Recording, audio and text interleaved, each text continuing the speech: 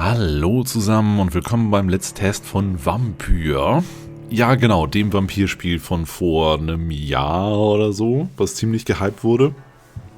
Aber damals hat es irgendwie 50 Euro gekostet. Und die Kritiken waren so, ein bisschen hier mal da. Und für solche Kritiken 50 Euro in die Hand nehmen ist ein bisschen viel. Aber jetzt gab es das Spiel für 7 Euro oder so auf Steam. Was mich schockiert hat, weil normalerweise, wenn so ein Full-Price-AAA-Titel innerhalb von einem Jahr runterfällt auf so einen Preis, ist es absolut getankt und hat richtig schlechte Kritiken bekommen und alles. Aber laut Steam ist es mostly positive. Das heißt, die wollen einfach nur Werbung machen oder ich weiß es nicht. Aber deswegen halt das Let's Test. Schauen wir einfach gemeinsam für ein Stündchen oder zwei rein, je nachdem wie es läuft. Dann können wir hoffentlich einen kleinen Einblick bekommen. Auch wenn ich wahrscheinlich sehr kritisch sein werde, weil, keine Ahnung, gefühlt 70% meiner Geschichten, die ich schreibe, sind mit dem Vampir-Genre. Und einer meiner prägendsten Filme, Interview mit einem Vampir, ist halt auch in dem Genre. Also werde ich da recht kritisch sein, was manche Sachen angeht. Okay, gucken wir mal. Hier kommen wir in die Einstellung rein. Sehr gut. Dann kann ich noch die Musik einen Ticken leiser drehen. Stimme sollte schön hoch sein, Geräusch. Also allgemein bei Spielen immer die Stimmen höher als alles andere. Filmsequenzen auch.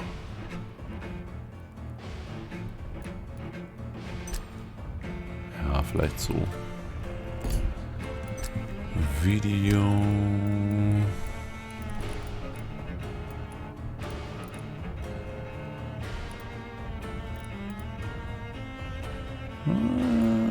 Anti-Aliasing wird völlig übertrieben. Das braucht man selten. Gut, dass er kein Schatten war, oder wie verguckt. Doch da, Schattenqualität. Nee, beim Vampirspiel sollte der Schatten wahrscheinlich schon gut sein. Gucken wir mal, wie es läuft. Und dann weiter. Auflösung ist zu hoch. Dann muss ich das noch kurz drüben anpassen.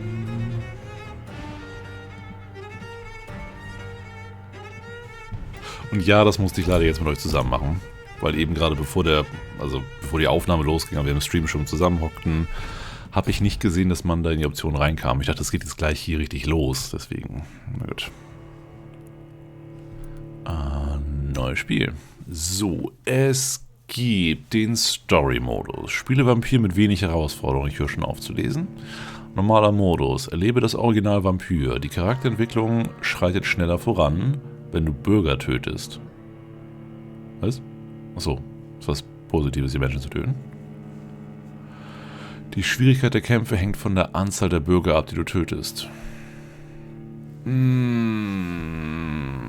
Also man wird stärker, wenn man seinen Trieben nachgeht, aber man wird auch mehr gejagt. So interpretiere ich das jetzt gerade? Schwerer Modus. Spiele Vampir mit größeren Herausforderungen. Deine vampirische Macht hängt von Bürgern ab, die du aussaugst. Feinde sind schwerer zu besiegen und teilen härter aus. Du erhältst weniger Erfahrung beim Besiegen der Feinde in einem Kampf. Es ist ein AAA-Titel. Kannst du nicht ändern. Ich glaube, ich probiere trotzdem mal schwer. Ja. Also das Argument ist halt, AAA-Titel sind meistens so ausgelegt, dass normal für jeden super leicht einfach machbar ist. 8 voracious beasts born from 8 restless nights. 4 nails piercing the flesh of the sinner. 1 prayer for the summoned, called by this song. 'Tis perhaps the countdown to oblivion for the once proud city of London. 'Tis perchance her inhabitants' last dance alone to face death and pestilence. Confronted by the eerie and unknown, mortals became desperate for answers. A flock's flight makes for an omen, the falling of a star a dire presage. Turning to priests for interpretation when there was no reason to be found. When religion failed, men turned to science. I saw them build such vain cities, crafting machines made for endless war. New questions flourished as old answers withered. What is darkness? but lurking sun? What is wall but enslaved stone? What is glass but tortured sand? What is song but a call to arms? What is hate but jilted love? What is life but death pending? Also das Drama eines Vampirs hat er auf jeden Fall schon mal drauf. Sehr gut. Since the apple was plucked from the sacred tree, mortality was believed to be God's punishment, a righteous snare to keep mankind from ascending to the stars. They were all so wrong. Death is not a wicked thing, nor some holy retribution. A true punishment would be to never know its sweet kiss. Awaken from the harshness and be born once more.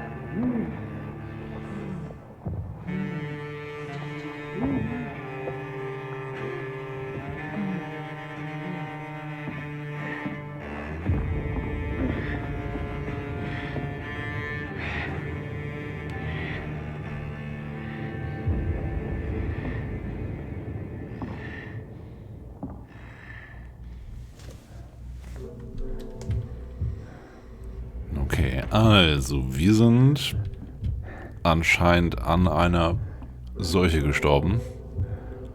Wenn es London noch was ist, dann vielleicht die Pest.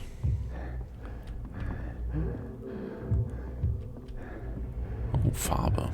Man konnte auch sehen, an seinem Nacken war eine Bissspur. Also er wurde entweder vorher oder jetzt kurz nach seinem Tod, das wissen wir noch nicht, von einem Vampir gebissen. Und deswegen ist er wohl auch wieder aufgestanden. Folgen wir mal der Farbe.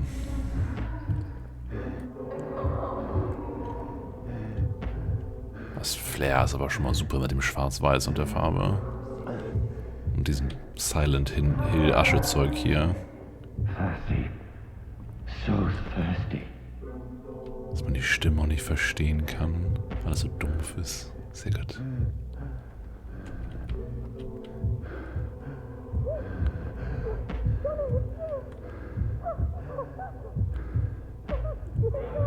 Oh, das ist jemand, der uns kennt. Schon seine Frau.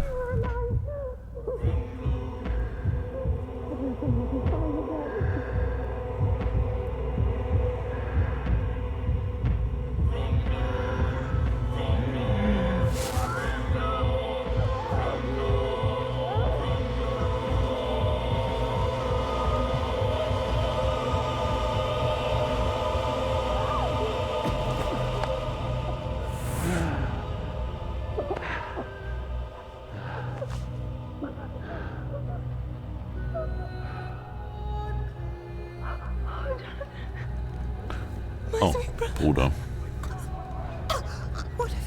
Mary! Oh, no! Mary!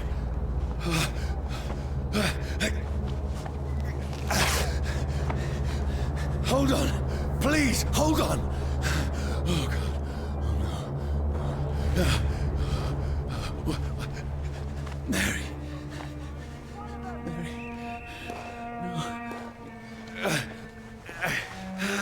No, no.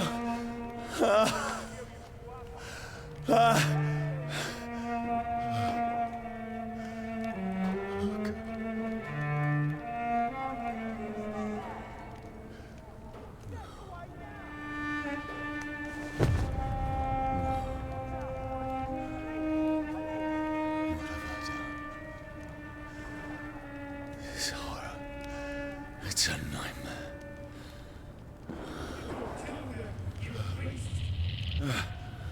No!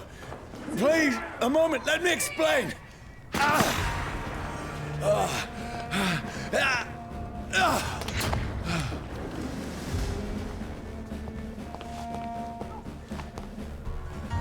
These patrols are after me. Steady, boys! No! No! Don't shoot! Sprinten? Ja. This is a nightmare. I need to get out of here. War das jetzt die Polizei oder war das nur ein This can't be happening. Bürger? No, please, stop. I mean you know harm. Fast noch ein Militär. Na, das ist ein Maler, aber das andere sah aber aus wie Militär. Also mit Uniform. What's going on? Oh, Mary. What have I done? What's all this about? Has it fled? Shit, where'd it go?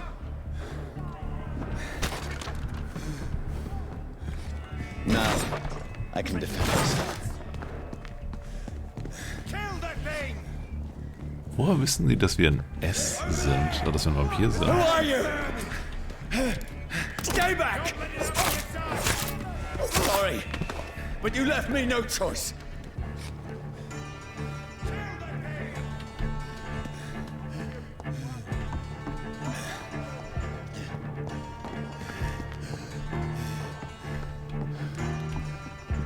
Hier sind so viele Gassen, da sollten wir die eigentlich schnell loswerden können. Who are you? Stupid beast! Look at it! Gone up like kindling! Sorry. Kann man die Pistole mitnehmen? Nee, keine Munition mehr da anscheinend.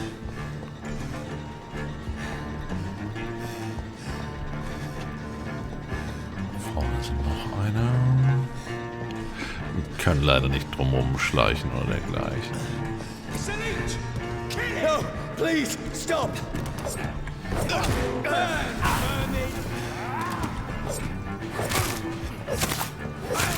Who are you? It's one of them vermin. What do you want? Einer von dem Ungeziefer, hat er gesagt. Also es scheint wohl mehr von uns zu geben, wenn die uns schon so definieren.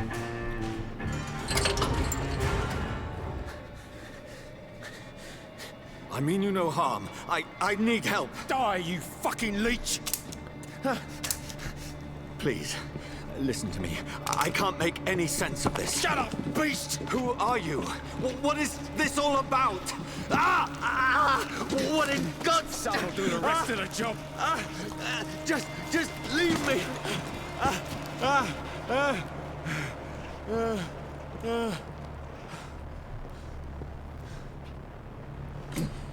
The sun. It feels like it's burning me to the bone. Angesammelter Schaden. Gewisse Elemente wie Feuer oder Holz verursachen angesammelten Schaden, der den Höchstwert deiner Gesundheitsbalken verringert. Ja, das sehen wir gerade. Und unser Charakter selbst scheint aber nichts von Vampiren zu wissen, sonst hätte er sich wahrscheinlich von der Sonne mehr ferngehalten.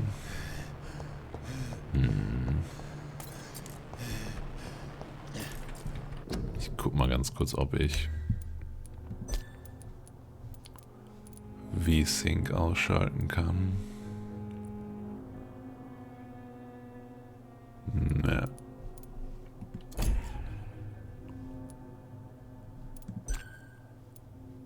Doch da. Oh, ist das schon? Okay, welche geht's jetzt besser? Waren so ein paar Flackereffekte. I need to find somewhere to hide. Let me go!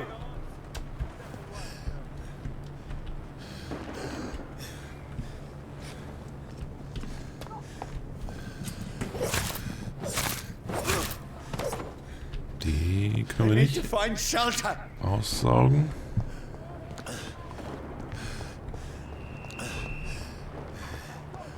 Also es ist bisher wesentlich actionlastiger, als ich erwartet hätte. Ich dachte, das wäre eher so eine Mischung aus Detektivspiel und tiefgreifenden Entscheidungen und Moralkram.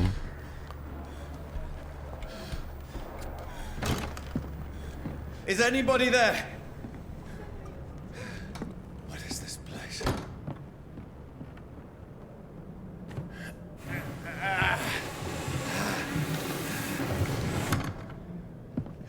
place seems abandoned. I should be safe enough here. Okay, erstmal durchatmen, auch wenn er wahrscheinlich nicht mehr atmen muss. Haben wir eine Möglichkeit, uns zu heilen? Wahrscheinlich durch Blut nur. Feuer und Sonne. Blutsauger fürchten sich nicht vor der Sonne oder Feuer und sie verbrennen auch nicht oder werden zu Asche, wenn sie Tageslicht abbekommen. Aber es tut ihnen wirklich höllisch weh. Ich habe mal persönlich einen Vampir in einen Baum gebunden, um zu sehen, was passiert, wenn die Sonne aufgeht. Seine Haut schwärzte sich ein paar Minuten, als ob sie von innen verbrennen würde. Seine Augen und sein Fleisch schmolzen und ich sah, wie sich seine unheiligen Knochen bewegten und quietschten, als das Monster den ganzen Tag versuchte freizukommen. Am Ende war nur noch eine ausgetrocknete Leiche, die sich aber wieder erholte, nachdem die Sonne hinter dem Horizont untergegangen war. Ich schnitt ihm den Kopf ab, um ihn schlussendlich zu vernichten. Als ich dasselbe mit Feuer versuchte, verkohlte ein anderer Blutsauger für immer zu Asche. Feuer ist die Waffe unserer Wahl, Brüder. Man tötet die Biester am besten, indem man sie verbrennt. Deswegen hatten die auch alle Feuerwaffen. Also Armbrüste mit Feuerbolzen und ähnlichem. Okay, manche hatten Pistolen, aber das wird wahrscheinlich trotzdem wehtun. Aus Kennt eure Feinde von Carl Eldritch, Anführer der Wache von Priven. Ah, Sammelobjekte, okay. Moment mal, was war das gerade für ein Menü hier? Ausdauer ist voll, Leben, so lala. Wir haben kein Blut. Also das Blut unserer Schwester hat wohl nur gereicht, um über die Runden zu kommen. Die Flucht danach hat uns wieder ziemlich runtergestutzt.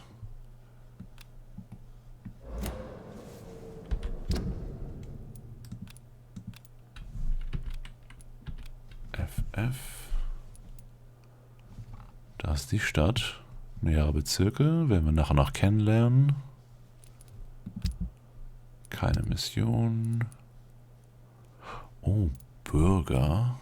Gesundheitszustand stabil. Ah, wenn wir vielleicht zu viele Schäden davon getragen haben oder zu hungrig sind, dass man dann nach und nach sieht, dass wir nicht mehr menschlich sind. Wobei die Leute, die uns gerade eben gejagt hatten, hatten keinerlei Probleme, uns sofort zu erkennen, dass wir ein Vampir sind. Na gut, schauen wir uns erstmal hier weiter um. I can almost feel the sun's rays like a physical weight pressing against the wood. Okay, da wird es wohl gleich rausgehen, das wäre unangenehm.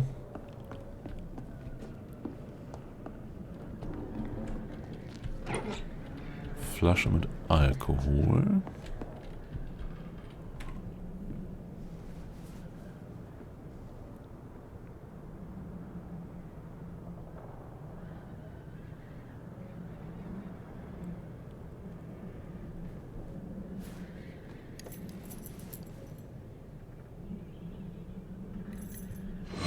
Wait, this one's dressed up fancy. Let's run through his pockets. Picking the dead's pockets? Are you serious? I've still a rent to pay. He's got no more responsibilities. What's this? Go watch. Beautiful it is. We fancy it and share the takings. I suppose we are undertakers. Underneath.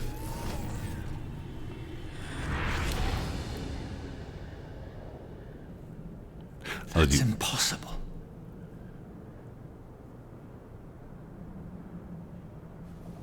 Also er kann wohl Visionen sehen von Gegenständen, also deren Geschichte. Eventuell nur, weil es mal sein Gegenstand war. Das müssen wir uns nochmal näher anschauen. Ob das wieder auch mit anderen Sachen geht. Und das war eine Golduhr, keine Silberuhr. Und da müssen wir auch noch drauf achten.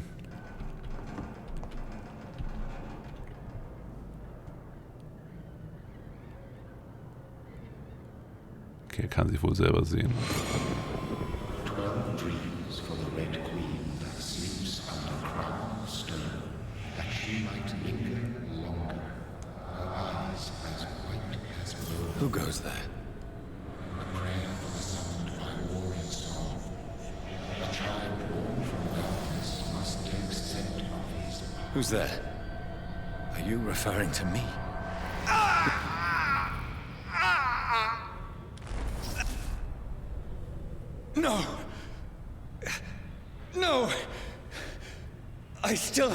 so much to accomplish.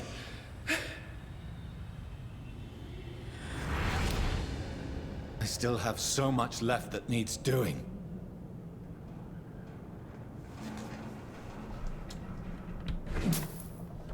Schilling? Also ja, London, ne?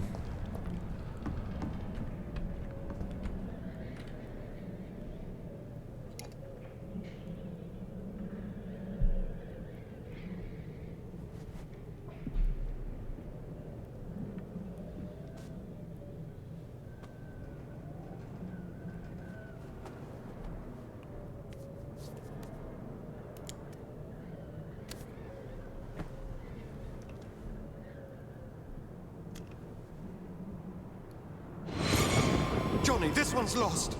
We need to leave. And now! No! There's time. I can save him. That's the enemy coming! The orders are to evacuate the hospital! Done. He'll live. And now what? We fight. Killing is a hell of a lot easier than healing.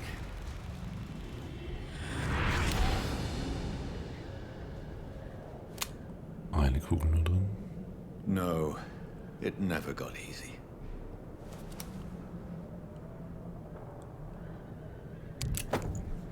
Er scheint ein bisschen Probleme zu haben, sich Fehler einzugestehen. Und er nimmt sich selber recht wichtig. Blutiges Tagebuch, 15. Oktober. Schlecht geschlafen. Becky hat die ganze Nacht lang gehustet und das Fieber lässt sie fantasieren. Am Morgen hörte ich großen Lärm. Er kommt von einer riesigen Maschine, die ein paar Männer zum Ufer gebracht haben, um ein großes Loch zu graben. Eine Art von Schaufellader. Vielleicht könnte ich zu ihnen gehen und nach Arbeit fragen. Becky braucht Medizin. 16. Oktober. Ich habe mit den Männern am Schaufellader geredet. Sie sagten mir, dass sie überall in London Massengräber graben. Also so eins, wo wir auch drin aufgewacht sind. Offenbar Vorsichtsmaßnahmen. Gibt es eine neue Epidemie? Kommt die Grippe zurück? Sie hatten keine Arbeit für mich. Becky hat letzte Nacht etwas geschlafen. Die Gießerei wurde geschlossen und es gibt hier keine Arbeit mehr. Das ist sehr viel Text.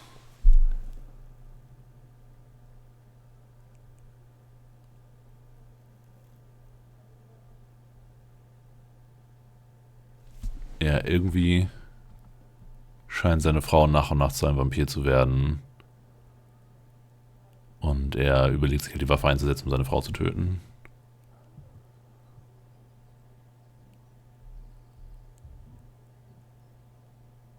Das Haus ist still wie ein Grab, keine Geräusche mehr. Becky ist jetzt tot, vergib mir meine Liebe. Ich konnte dich nicht retten. Oh.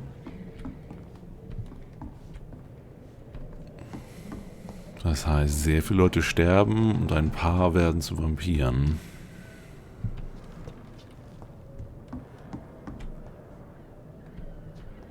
Das heißt, er hat sie getötet und danach sich selbst.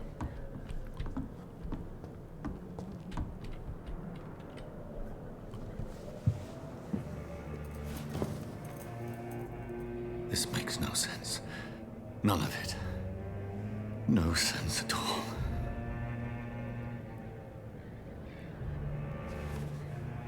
It's a nightmare. That's it.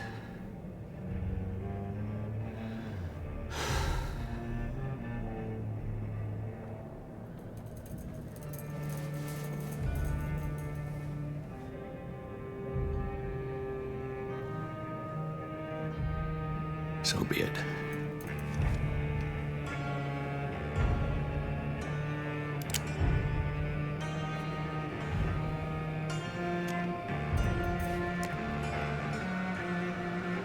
Rational thinking only.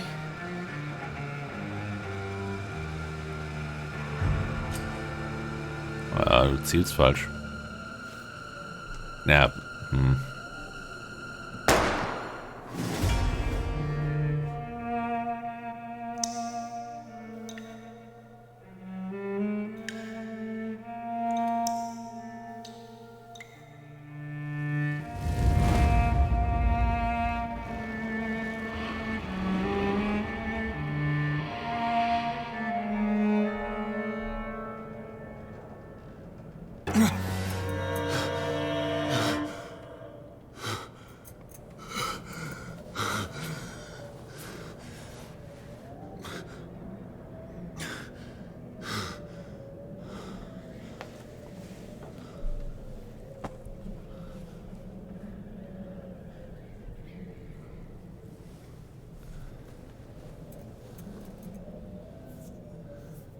This is absolute madness.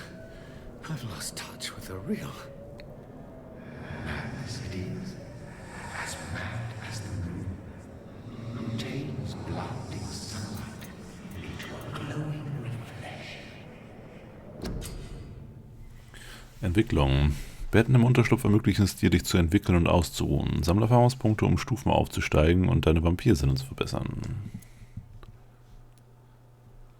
Autophagie. 200 Heilung kostet 10. Du verbrauchst dein eigenes Blut, um deinen normalen und angesammelten Schaden sofort zu heilen. Ja. Wir haben 1706 Erfahrungspunkte. Wir brauchen 600.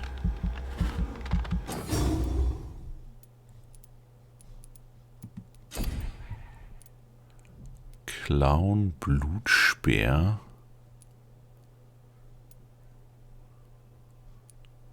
Schattennebel. Du erzeugst eine Schattenwolke an deinen Füßen oder in deines Ziels. Nach einer kurzen Zeit explodiert die Wolke und verursacht schweren Schaden.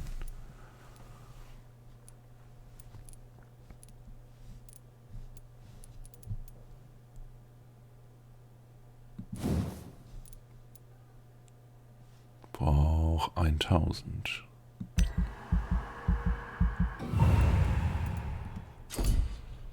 Rest bewahren wir mal auf. Müssen wir sie irgendwie zuordnen?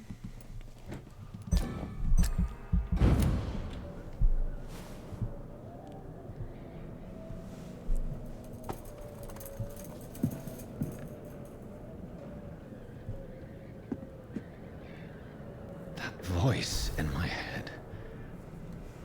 If I'm not mad, then it must belong to the one who made me what I am. I must find him to understand what I have become.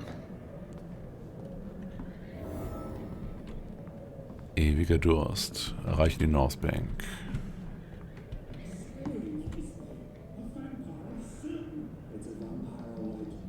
Irgendwo ist hier jemand.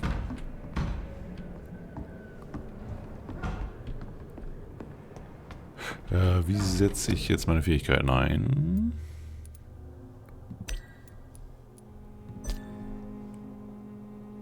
Was ist eine Idee?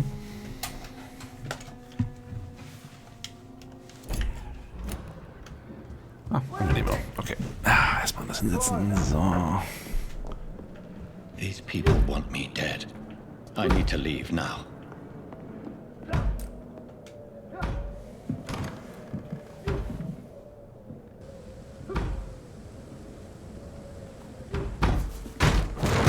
Here's the leech. Here!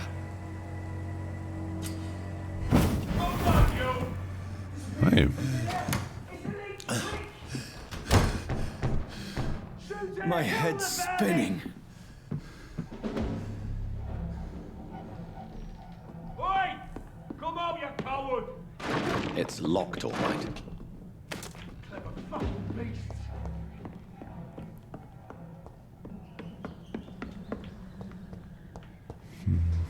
Oh, was haben wir hier? Abgenutzter Flock. Nebenwaffen können durch Drücken von Y verwendet werden. Mit ihnen kannst du spezielle Angriffe ausführen, die Ausdauer verbrauchen.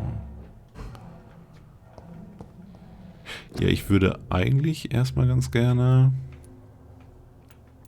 rausfinden, wie ich diese Fähigkeiten, die ich gerade freigeschalten habe, also das Selbstheilen und den Schattenspeer nutze. Vampirsinne ist da. Nebenwaffe, Hauptwaffe. Ausweichen, Interaktion. Okay, linke Maustaste ist die Heilung, rechte Maustaste, rechter Button ist Schattendingens, Schattenspeer. I'm still in Southwark. I must reach the West End. Drücke Y, um den Flock zu verwenden und Schockschaden zu verursachen. Du kannst einen geschockten Feind beißen. Wo ist denn der?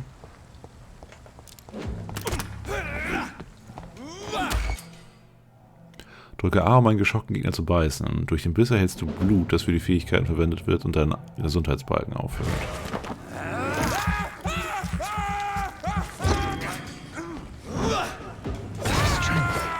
A strength I never knew I had.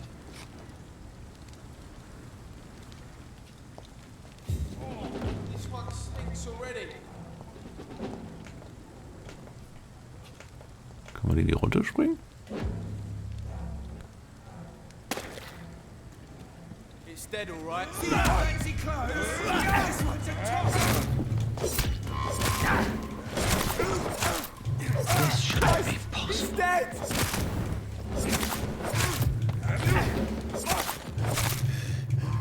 Every sinew, every fiber of my being is afire.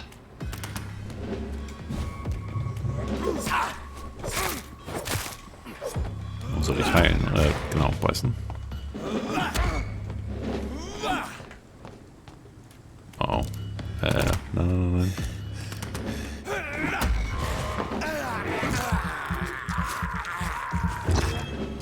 I feel like a child learning the limits of my body.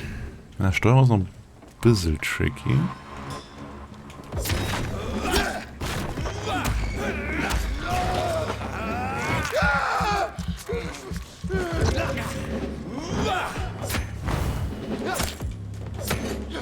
Wir können doch nicht so viel auf einmal aussaugen. Der stupst uns immer noch My weg. strength, my reflexes. I'm not human anymore. So, jetzt sind wir wieder fit, haben ein kleines bisschen an Blut. Wir können die anscheinend nicht plündern. Außer es wird sowas auf den Boden gedroppt. Ja, okay.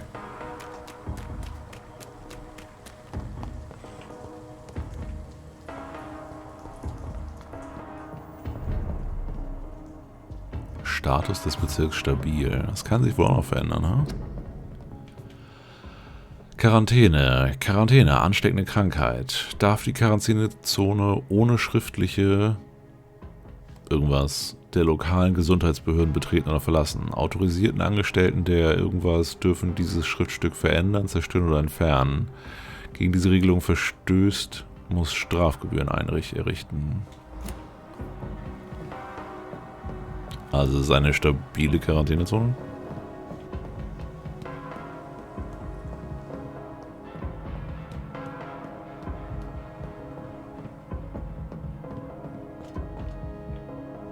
Was haben wir hier noch?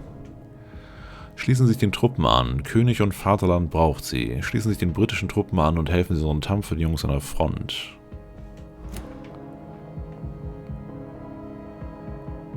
Es ist so ein Uncle Sam Propaganda-Ding, aber nur halt für die Engländer.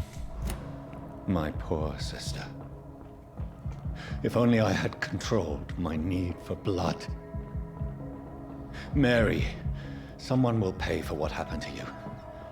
For what happened to us. Habe ich erwähnt, dass er ein Problem hat, damit sich nicht viele eingestehen können. I have this thirst for blood. Aber gut, man wird wohl sagen können, dass er am Anfang keine Kontrolle haben konnte und deswegen es nicht seine Schuld ist. Und er deswegen halt seinen Meister suchen will.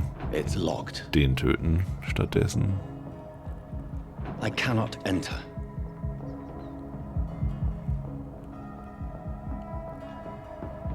Müssen wir darüber warpen oder wie?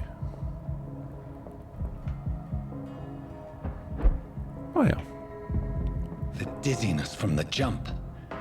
I can now control it. It's locked.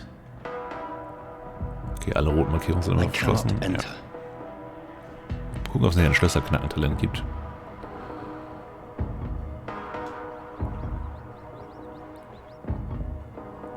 Also bisher ist es okay. What will London have to say to me? Er redet sehr, sehr viel. Und es ist bisher ein Tunnel, den wir laufen. Ich hoffe, das ändert sich noch. I've so many questions unanswered.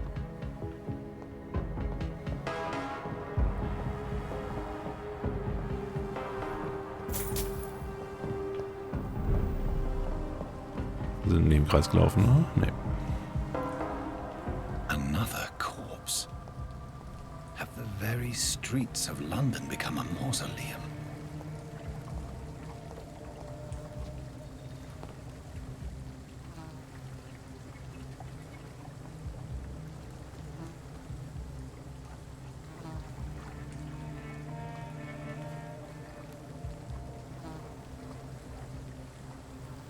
man has been drained of all blood. But I can still smell the scent of it. I follow the scent's trail. Perhaps it will lead me to my assailant. Sinne. Wechsel zwischen Vampirsinnen. Oh. Ja, nice. Blood. The smell is so strong. Das gefällt mir.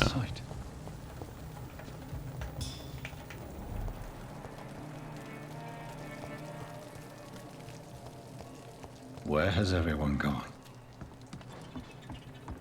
According to the blood patterns, that's where the victim was attacked. So that must be the killer's trail.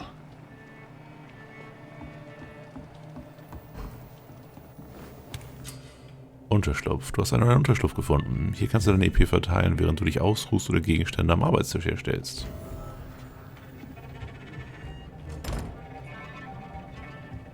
Also ist Crafting auch ein Ding.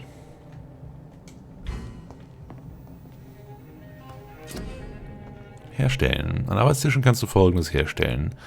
Medizinische Behandlung, um kranke Bürger zu behandeln. Sera, um dich selbst zu stärken. Und Waffenaufwertung, um deine Waffen zu verbessern und anzupassen. Wir haben aber so gut wie nichts an Kram. Heilt Erschöpfung, heilt Blutarmut, heilt Blutvergiftung. Also man kann einen netten Vampirarzt spielen. Oder alles tötet, was man sieht, um mächtiger zu werden.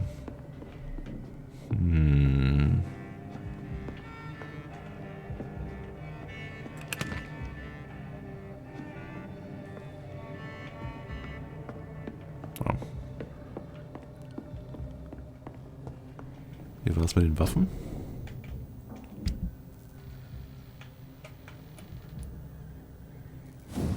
Aufwerten. Ah, okay. Brauchen wir noch viel mehr für.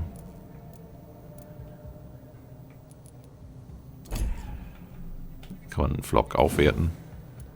Ja, kann man.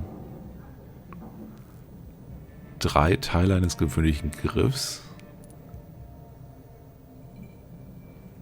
Wer kennt sie nicht, die dreiarmigen Flockträger?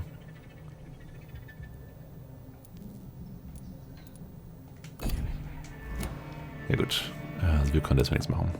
Der Spur folgen. Er ist nicht hier reingegangen, hm? Also da ist Blut, aber es scheint noch was anderes zu sein. Was ist hinter der Wand?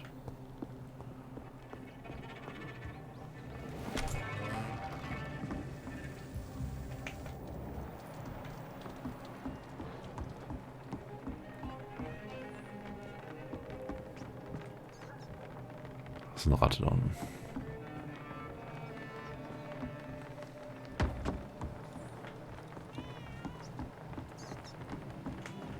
Wir sind nicht voll, wir sollten die Ratten mitnehmen, fällt mir gerade auf.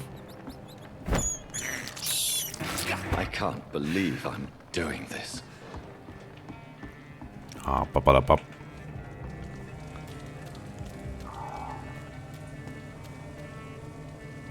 Turquoise Turtle.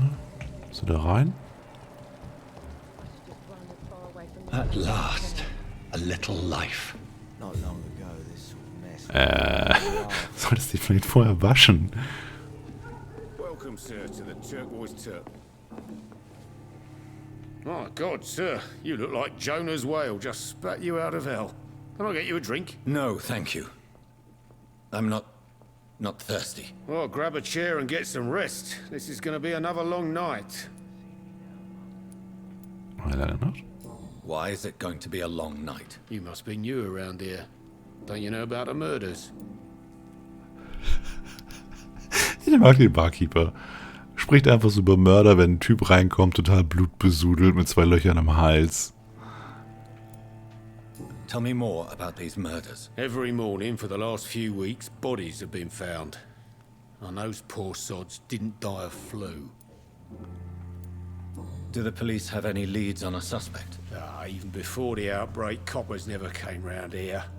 We're on our own. People die in these parts all the time, and no one cares. I'm looking for someone who might have passed through here recently. Wondered if you might help. It's been quiet tonight. The only other person I've seen went straight up to his room. Thought it was kind of rude, actually. You mean he's still here? Well, yeah. He paid for the entire week. Who is this man? What does he look like? Well, like a gentleman, I guess. Well-dressed, quite polite. A professor or something fancy like that. Always writing, reading notes. How long has he been here? He rented the room a few days ago and didn't say when he'd leave. I need to meet this man. I have questions. Just climb the stairs and knock on the first door. I heard him open his window, so I guess he's still awake. And, Yes? no funny business. You hear me? This is a respectable establishment. Okay. It's a good thing you cannot see me now, Mom. Und hallo zusammen an alle, die reingekommen sind. Prewen has several patrols roaming the area. They do not pursue me. But they're looking for vampires, and they're most efficient. They'll not relent until the killer has been identified. I have a common objective, but I require... I think someone is eavesdropping. Are you certain? You might as well come in, whoever you are. Slowly, vampire! Who are you? I mean you no harm. Saith the vampire. Present yourself! I need a word. With anyone.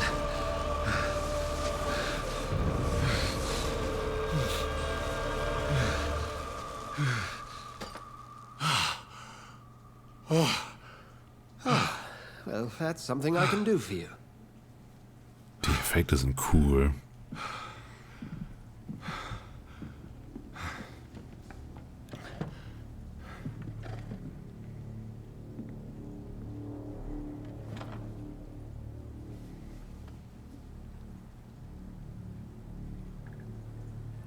And who might you be? Ich weiß nicht. Du weißt nicht, wer du bist. Du weißt, dass du ein Arzt bist und dass du der Armee gedient hast und dass du eine Schwester hast. I'm not sure that I know anymore. Might I at least learn the reason of your presence? That's none of your concern. Sir, you have entered my room in the middle of the night, pale as a corpse and shaking like a tree. So please, indulge me. Someone is molesting people. In fact, killing them. Biting them. The calling card of a vampire. Like you. Ich bin auch ein Opfer. Das ist nicht real. Ah, doch. Sie scheinen sich auszukennen. You seem the expert. How would that be? I have my secrets, as you have yours. Then if you are not a vampire, who or what are you? Dr. Edgar Swansea of the Brotherhood of St. Paul. I'm performing an independent investigation here in an attempt to understand precisely what is going on. Und er arbeitet mit einer Vampirin zusammen, die hier irgendwo noch uns beobachtet. I heard another voice, that of a woman. Who were you talking to? Ridiculous. I've no idea what you're talking about. Something tells me not to trust you. Then the feeling is mutual. And what exactly is this Brotherhood? Sir, if the name is not familiar to you, then we shall discuss it another time. What have you uncovered concerning the murders? It started a few nights ago. Rumors of violent murders. The docks have always been, shall we say, somewhat unsavory. But this is different. How different? A vampire is at work here. Famished. Reckless. It must be brought to ground, and quickly. Then help me find the culprit. I may. If you'll first tell me why you opened this door. I followed a trail. The scent of blood from a recent victim. It led me here. You thought I was your aggressor. That explains a great deal. We're both chasing the same shadow. A shadow, indeed. Yet I heard his voice in my head. There was a moment I believed I was mad. You should let me handle this affair. You've no idea what you're up against. No. I will find the monster. He is mine. How will you do any better than I? But then let me ask you this. What are your intentions if you find the killer?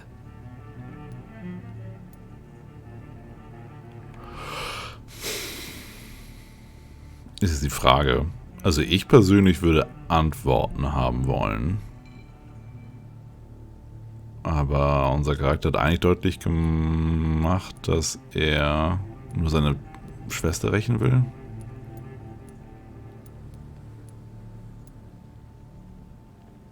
Ne. I will at last have the answers to my questions. Then I can only wish you good hunting. And pray we shall meet again.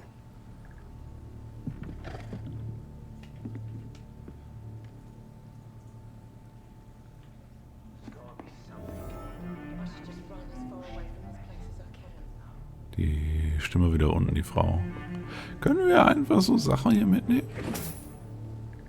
Okay, ist also diese Art von Spiel. Dass man halt einfach so Leuten ihre Sachen wegnehmen kann, ohne dass sie irgendwas sagen. Genauso wie in Witcher und ähnlichem. Fand ich immer ein bisschen skurril. Frage die If Anwohner. Swansea is not my attacker, it means somebody else came here tonight. Someone must know something. Evening, sir. Can I help you? I have a few questions for you. Well, if you must. I just want to talk. I didn't mean to scare you. I'm not afraid, sir. It's just I've other customers to take care of. I only see one customer. Oh.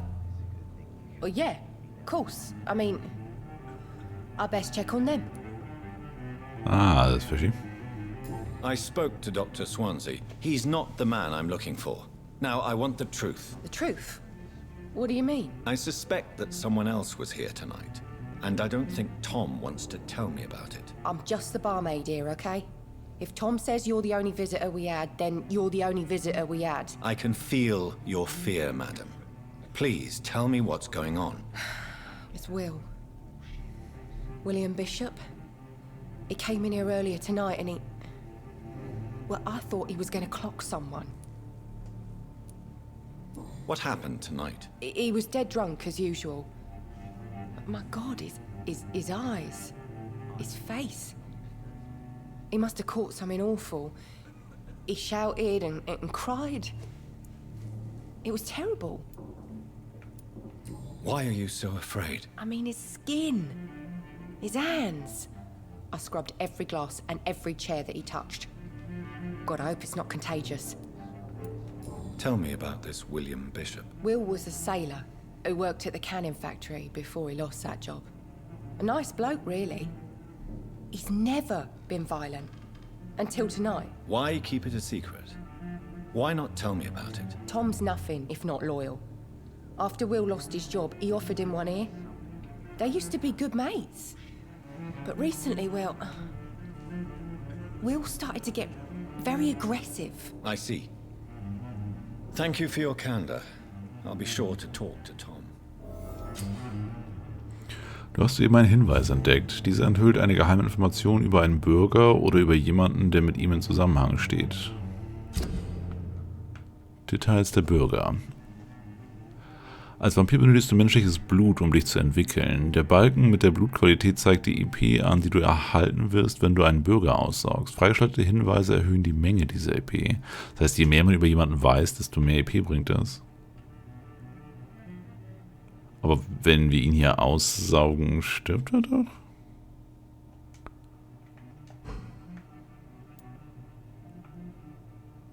Also, er kennt nur seine Angestellte anscheinend.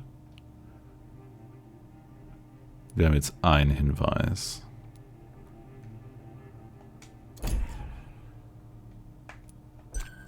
Und über sie haben wir noch keine Hinweise. Was ist mit dem Swansea-Menschen, den wir gerade getroffen haben? Der Vampirjäger. Der ist hier nicht mehr drin.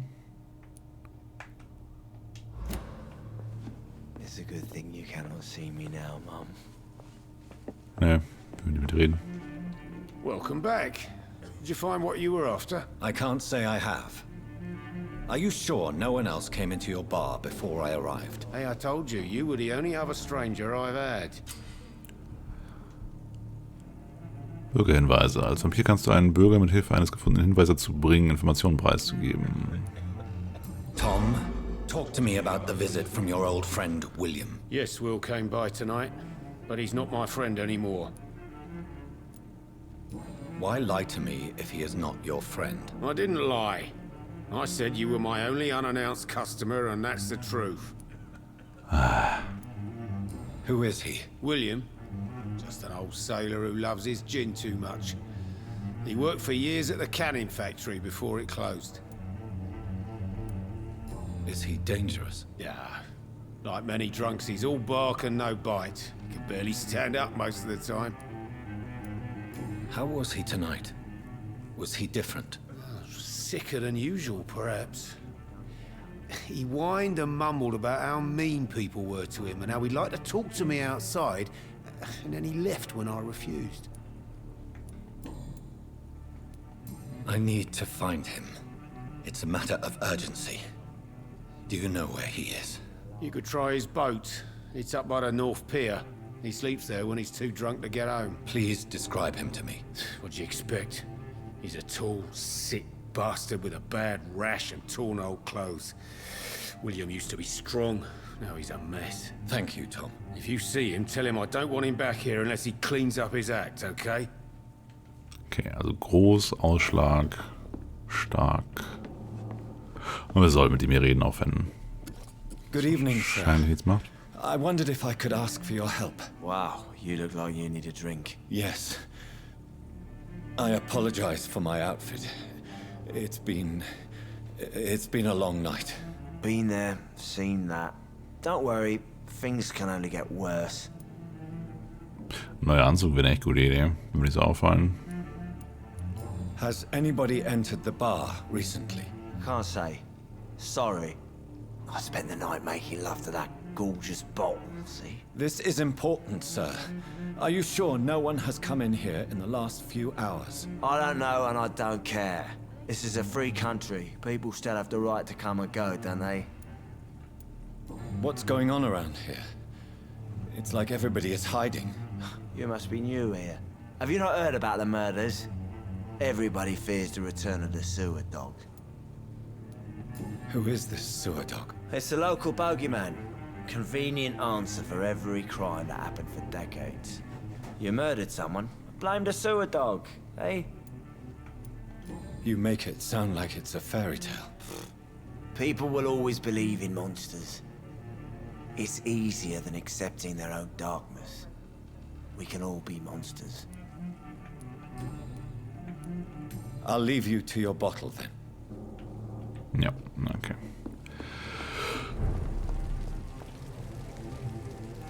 Zeig mal Karte, genau. Also hier an dem Pier ist der Typ. Was ich gerne jetzt als nächstes testen würde, wäre, wie sandboxy das Ganze ist. Aber momentan haben wir doch einen sehr starken roten Faden, den wir folgen müssen. Und wir können nichts anderes wirklich Sinnvolles tun. Ich denke, es wird sich ein kleines bisschen später öffnen, dass wir jetzt noch in so einer Art Tutorial-Sache drin sind. It's locked. Ja.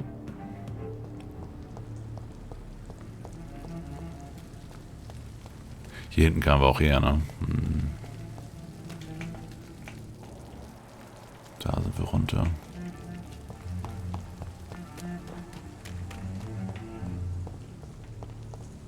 Frage ist auch, was macht man, wenn man die freie Wahl dann hat und nicht der Story folgt? Wahrscheinlich nur Ressourcen sammeln, um die Heilung herzustellen. Wenn man den Bürger heilen möchte. Oder Bürger jagen, um mehr Blutpunkte zu bekommen.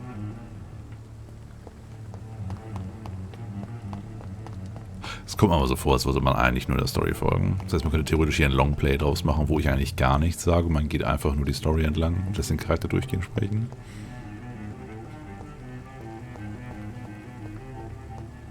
Bisschen wie Mass Effect. Oh, sieht nicht gut aus. The body is still warm. This man has just been drained of blood. What's this? Some sort of note. This man was armed. He tried to defend himself.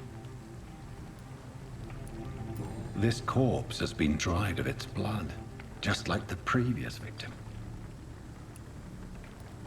Blood and empty gin bottles.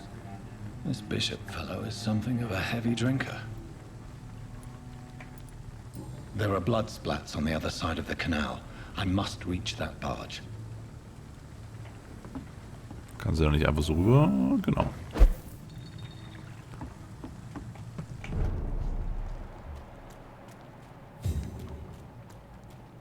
Oh.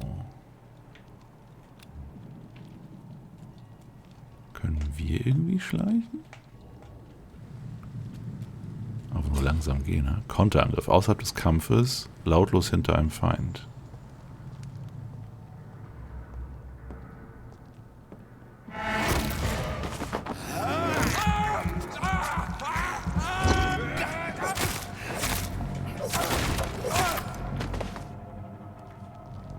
Gott.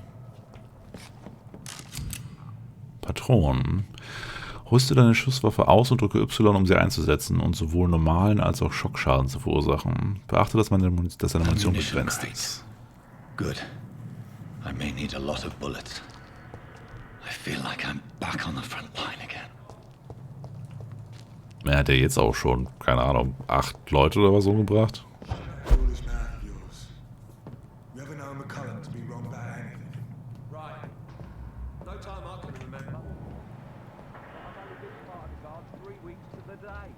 All the more reason to shut it, Mr. Billy. If the man says a bloodsucker's dug in here, you've but one job, and that's to find it. And find it fast. It's fair enough, Tom. But why do they hide where it's so damn cold? Hinten ist ein Flammenwerfer-Typ. I cannot enter. Den kriegen wir nicht überrascht haben. So, wie war das mit dem Ausrüsten? Feuerwaffe.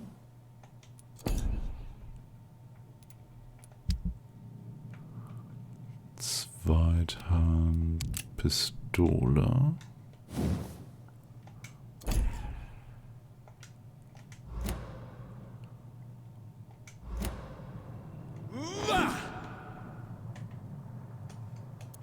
Ah, so wechsle ich. Okay.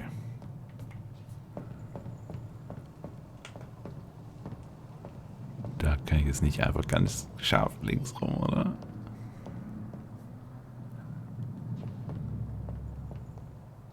Schon ein bisschen albern, ne?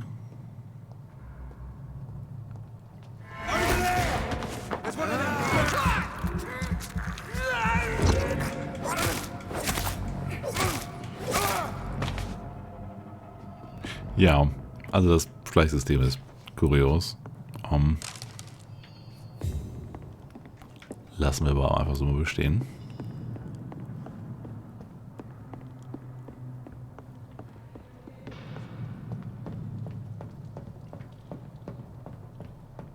Können wir hier runterhopsen?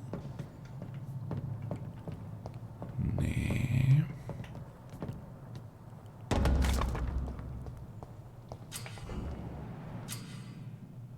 Widerstände. Manche Gegner können gewissen Schadensarten besser widerstehen. Es gibt 4 Arten von Widerständen. Physisch, Nahkampf, Fernkampf, Kräfte Blut und Kräfte Schatten. Orange weist auf eine mittlere Widerstandsfähigkeit hin, Rot hingegen auf eine hohe Widerstandsfähigkeit, Kraft. Das heißt, er ist hoch gegen Fernkampfwaffen, mittel gegen Nahkampfwaffen und keine Resistenzen gegen die Fähigkeiten. Das heißt, wir nutzen bei dem doch einfach mal unsere Fähigkeit.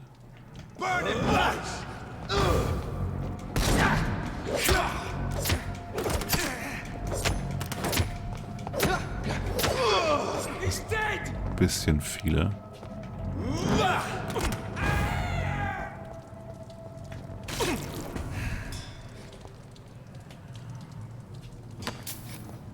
Ja, hier kennt schon was aus. So, wir sind bei 10 oder so Toten. Ich fand es nur so komisch, dass er meinte, was ist denn hier in London los? So viele Leichen überall. Und er hat alleine davon schon ein halbes Dutzend auf dem Gewissen zu dem Zeitpunkt.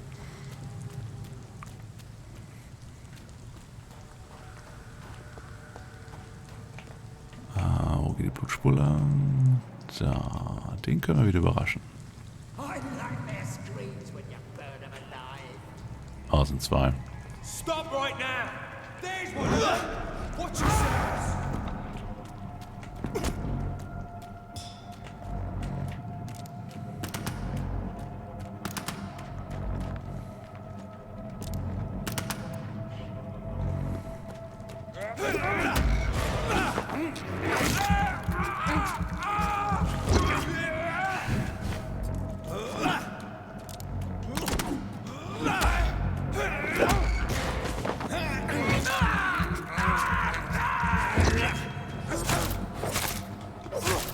Also das Kampfsystem ist sehr entgegenkommend. Allein die Tatsache, dass wir die meisten Leute mit 1, 2 Schlägen mit dem stinknormalen Holzflock schon stunnen können und dann aussaugen. Und mit dem Blut, das wir von einmal aussaugen bekommen, können wir uns zur Hälfte hochheilen. Ja. Also ist auf höchsten Schwierigkeitsgrad noch sehr entgegenkommen. Mal gucken, wie sich das noch so verändert.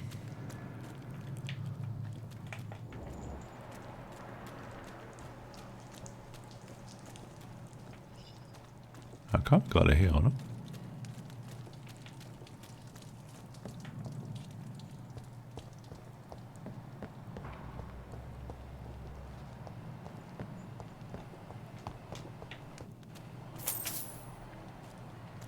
Ich glaube schon. Ja, da war das Ding. Aber es ist gut, dass wir zurückgehen können. Also wir könnten theoretisch jetzt jederzeit zurückgehen zu der Kneipe, da wieder mit den Leuten reden. Eventuell auch schauen, ob sie zu verschiedenen Zeiten woanders hingehen. Also einen von denen aussaugen.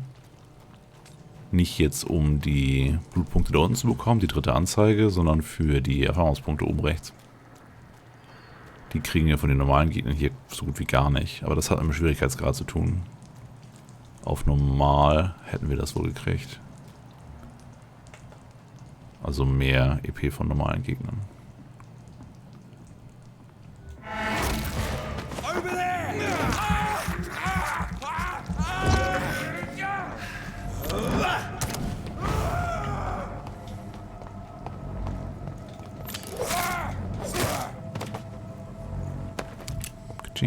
Schrotpatronen. Okay, es gibt da schon mal eine Shotgun.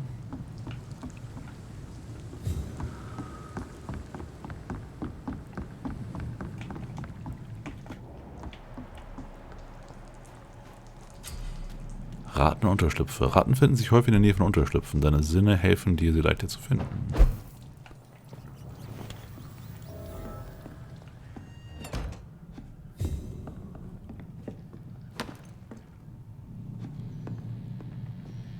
Ja, das heißt, man hat keine richtige Basis, mindestens bisher nicht. Man nimmt einfach irgendein freies Haus. Und die Sachen werden halt magisch hin und her geschoben. Ich hoffe aber, es gibt später ein richtiges Haus. Also ich habe Videos von ihm gesehen, wo er auch mit dem schicken Anzug rumläuft und allem. Weil das gehört zum Vampir-Dasein auch dazu, dass man irgendwann so ein richtig schön aristokratisches Anwesen hat und alles. Das noch wieder ein bisschen aufstufen kann. Gargoyles in allem. Haben wir jetzt genug, um die Pistole wieder aufzustufen?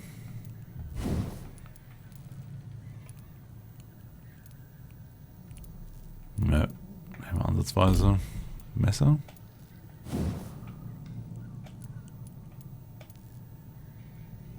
Ja, Messer geht. So, wir können aussuchen. Den Schaden um 10% erhöhen. Oder den Ausdauerverbrauch senken. Ich habe bisher noch kein Problem gesehen mit Ausdauer. Vor allem, weil ich diese Schattenmagie nutze. Also nehmen wir mal das da. Wenn wir dann noch ein bisschen Alupulver finden. Jetzt sollte es aber auf jeden Fall schon mal mehr Grundschaden machen, was ja auch okay ist.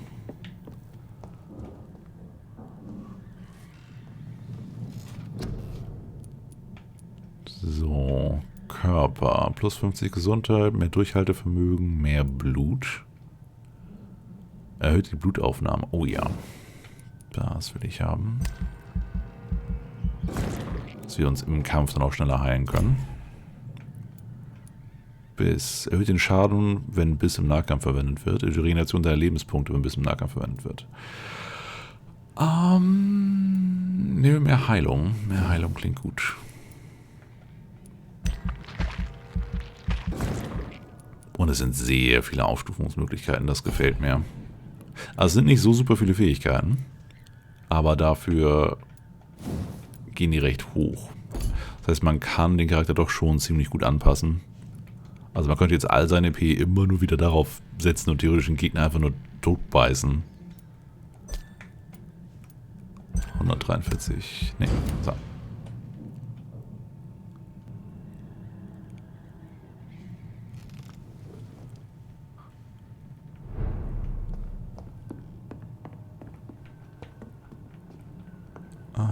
Hier drin ist sonst nichts. Ne, okay, raus.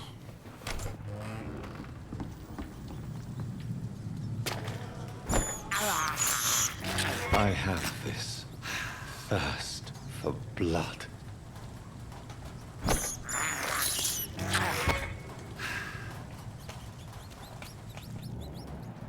Tauchen recht schnell neue Gegner auf, muss ich gestehen. Das heißt, man könnte eventuell auch grinden.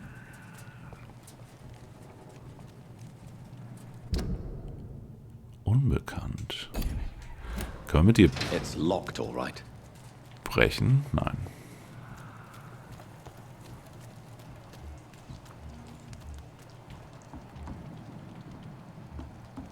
Ich glaube, ich könnte echt grinden.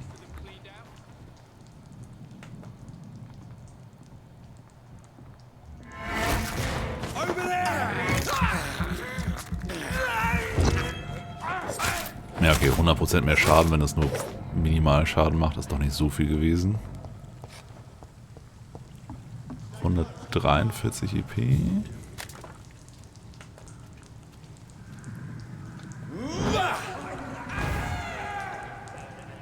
Drei EP für einen Gegner.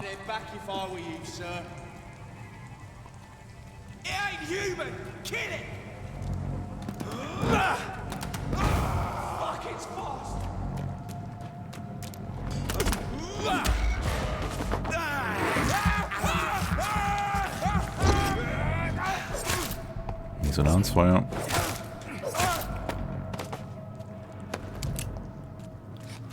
So, und jetzt könnte ich theoretisch wieder ins Lager gehen, wieder schlafen und dann nochmal gegen alle drei kämpfen.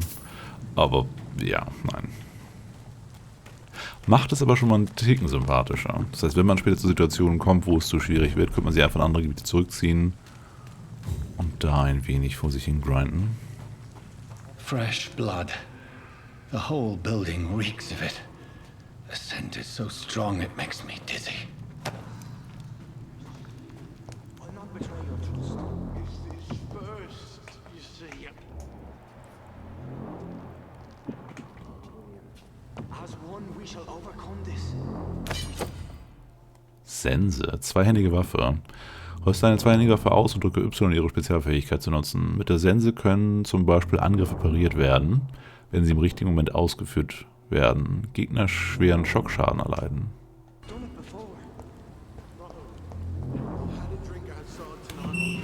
This place reeks of bloodshed. Dear God, not again. William, please stop. This creature is bedeviled. I must put it down.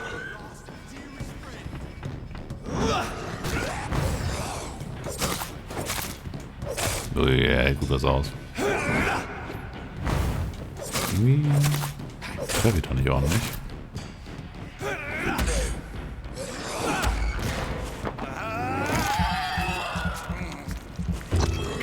Wir können auch Vampire aussaugen.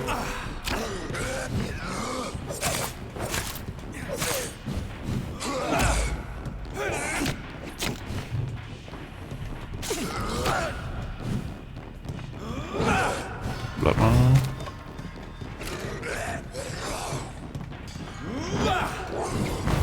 Ah, okay, klappt. Er darf halt nicht zu schnell rauslaufen.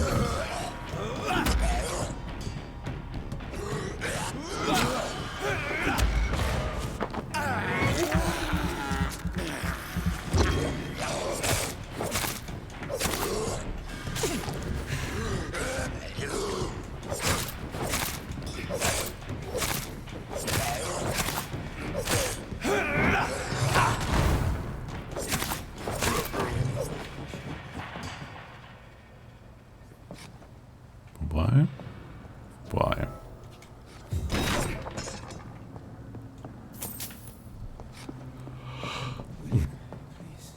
Oh, da redet noch einer. William was an honorable man. I could have saved him.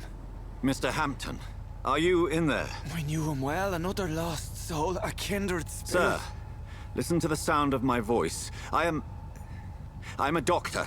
You're suffering from shock. I must return to my flock. They'll stray without me.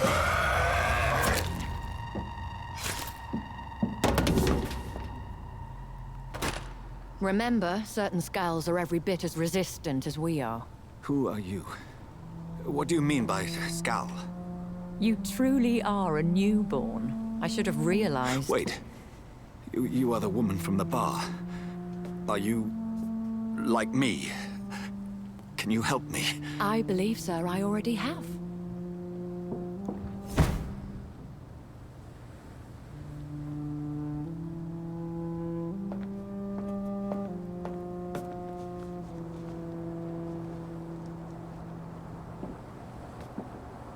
By George and the Saints, you've solved the mystery of these terrible murders. Patience, good fellows, I've come to offer help. Just give me a moment to secure my boat. We can leave this awful place. William was not the evil man they claimed. He was just taken by the thirst. He needed this drink. This man requires medical attention. We'll see he gets to the nearest hospital. No, please, I must tend to my fold. My flock needs me. There, sir. Go with the good Dr. Swansea. He's resourceful, and I'm sure he'll take good care of you. You'd best come as well. The sun is soon to rise, and you'll need a place to rest. I just need a moment. If I can learn something about what has happened to William, I'll be a step closer to understanding what happened to me.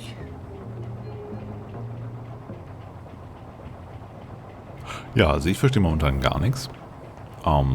Ich weiß nicht, woher unser Charakter den Priester kennt. Den hatten wir vorhin nämlich, glaube ich, noch gar nicht gesehen. Ich weiß jetzt nicht, ob dieser William derjenige war, der uns gebissen hat oder quasi nur ein Bruder, der auch gebissen wurde von dem, der uns gebissen hat. Und unser Charakter scheint das irgendwie alles verstanden zu haben und so. This poor creature can't be my maker. Could it be some subspecies of vampire? I must find a place to analyze the blood.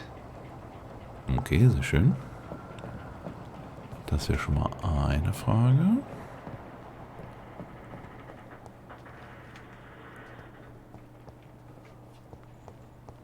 I cannot enter.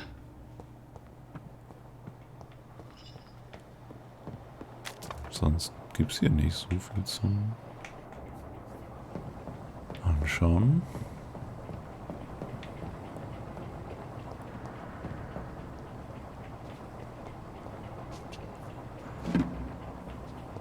Was du mitnehmen, ja.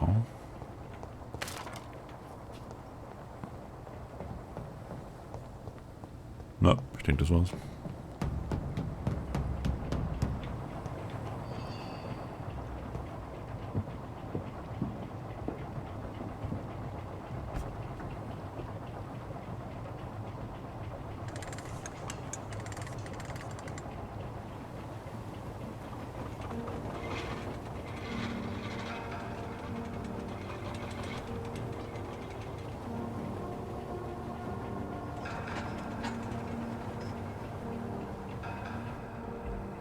Where are we headed? We're on our way to the Pembroke Hospital. It's just across the canal. They'll have a bed for poor Mr. Hampton. William was... What manner of creature was he? Predator, prey, villain, and victim. Who can say? The important thing is that he's been stopped. Duly noted. And the woman? What... Who is she? What woman? Oh, don't play me for a fool. You used me to locate that skull. You must know who she is. And I thought you a gentleman. You shouldn't talk about a lady behind her back, but I will tell you she values her privacy. Were London as peaceful as she appears from the middle of the canal? If only that were the reality of the situation. To be honest, I've always tried to avoid this part of town. Pembroke Hospital is the last bastion between the rest of London and the epidemic. The flu has decimated the East End and the war still rages. Welcome to the front lines of a plague. This is where you work, Dr. Swansea? I am the administrator of Pembroke Hospital. I thought you were here in service of your mysterious order, the Brotherhood of... Of St. Paul's Stone, yes. But first and foremost, I'm a man of science. A physician, like yourself, Dr. Reed. How do you know who I am? No need for modesty. You are Dr. Jonathan Reed, a surgeon of some caliber and renown, if I'm not mistaken. You are correct, sir. I knew it. I had my suspicions. But when you took the blood sample from the corpse of poor William, I was certain. Dr. Reed. Marvelous. Have we met? I attended 3 of your seminars before the war. I have the utmost admiration for your research. And what a turn of fate. England's most esteemed blood specialist returns to London a vampire.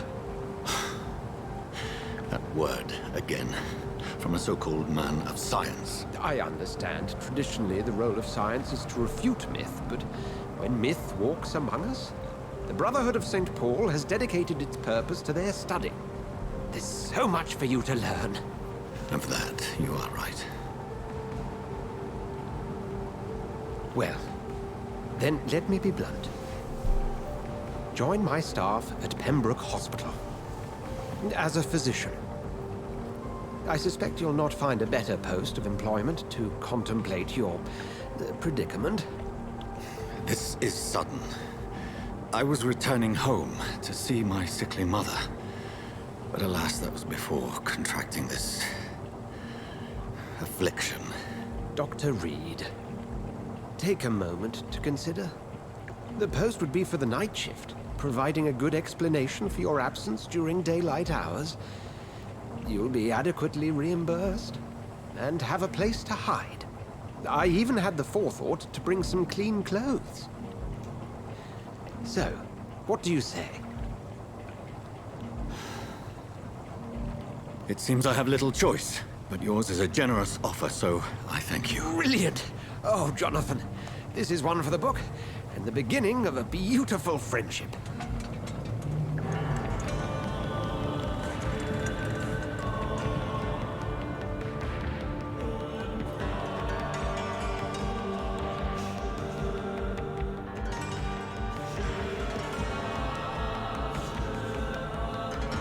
Das ist dann wohl unser Quartier.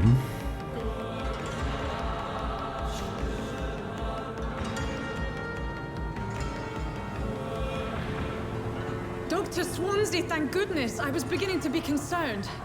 Worry no more, Nurse Crane, for I bring good news. Warum heißt die Dorothy und die Doctor, Crane? what a night. We lost 2 more patients. Nurse Scow said she couldn't take it anymore and resigned. Yes, well, I'll make a new rota in the morning. In the meantime, find a good bed for Mr. Hampton. Be sure to pay attention to his needs. Of course, Doctor. Oh, and Dorothy? Yes, Doctor? Dr. Reed here has just returned from the front. He served King and Country and will be joining us here at Pembroke. We're very lucky to have gained a surgeon of his talent, and one so experienced in blood transfusions. That is good news indeed, Doctor. Oh, yes. Dorothy Vorname, Nachname Hampton. Okay. Here at Pembroke, it's not what we have, but what we haven't. It's only thanks to Nurse Crane and the staff that our ship doesn't sink. Great. If you have any questions, just ask her. Duly noted. Thank you. Your assistance is required, Dr. Swansea, immediately. Welcome aboard, Jonathan. We'll catch up after my rounds. Coming, Nurse Crane. I'm coming. Wir haben Fanboy. Okay, jetzt sehen wir wenigstens ein bisschen schnieker aus. Fallen nicht gleich auf.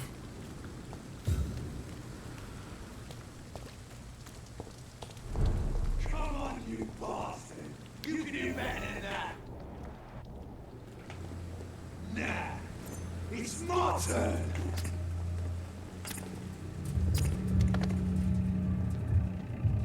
Rotten or pristine, each heart contains the seeds of life. Drink at this river, try it all.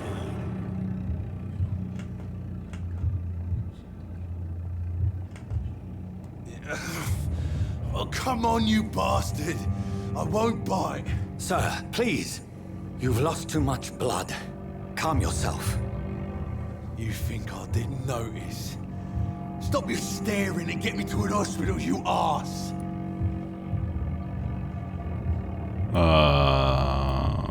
Seien Sie höflicher? Er hat gerade jemanden umgebracht. Also, nein. Insult me again and I'll put an end to your misery right now. Alright, sorry. I am in pain here. My guts are spilling out onto the street and you're yabbering on. Yes. That's a very nasty wound you've got there. Take my word, I am a doctor. Dr. Jonathan Reed. Nicht den Namen sagen. Name's Clay Cox. I'd appreciate you helping me to a better place, Doc. Follow me, Mr. Cox. Let me assist you to that better place. Oh, ich wollte gerade sagen, besserer Ort kann vieles bedeuten. Also, Qualität des Blutes. Die Blutqualität deutet an, wie viel EP du hältst. Ja, und wir wissen nichts über ihn. Also eigentlich sollten wir ihn... Also er ist ein Arsch. Und er hat gerade jemanden umgebracht. Also ich will ihn töten. Aber es könnte sich auszahlen, ihn am Leben zu lassen, mehr über ihn rauszufinden und irgendwann später dann zu töten. Mesmerieren. Um das Blut deiner Beute aufzusaugen, musst du sie zunächst in den Bann ziehen, um sie so an eine Stelle zu führen, die andere Bürger nicht sehen können. Also hier müsste es eigentlich auch so gehen. Deine Bannstufe muss genauso hoch wie oder höher als der Widerstand des Bürgers sein.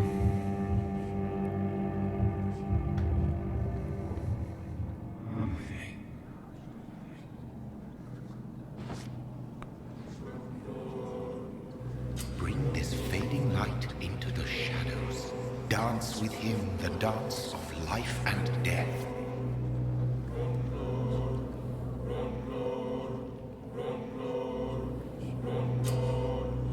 Verlockung des Blutes. Drücke A und wähle, ob du Clay Cox entweder aussaugen oder loslassen möchtest. Wenn du ihn aussaugst, wird er dir eine große Menge EP gewähren, jedoch hat das Konsequenzen, sei dir dessen bewusst. Je mehr du über Bürger weißt und bla bla bla bla. Okay, nee, ich möchte ihn gerne loslassen. B.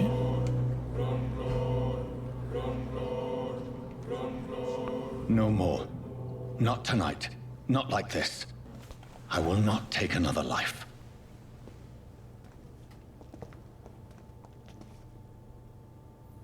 Aber jetzt blutet er nicht mehr aus? Okay.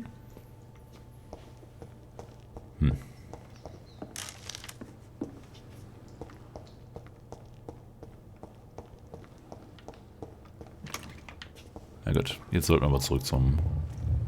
It is wise for the huntsman to sometimes let his prey go, but no famished hunter can run for long.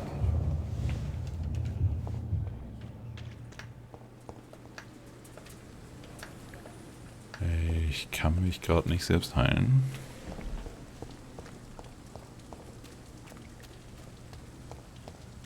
Aber wir werden eh wahrscheinlich gleich schlafen können und dann wieder voll sein. Also was normale HP angeht zumindest.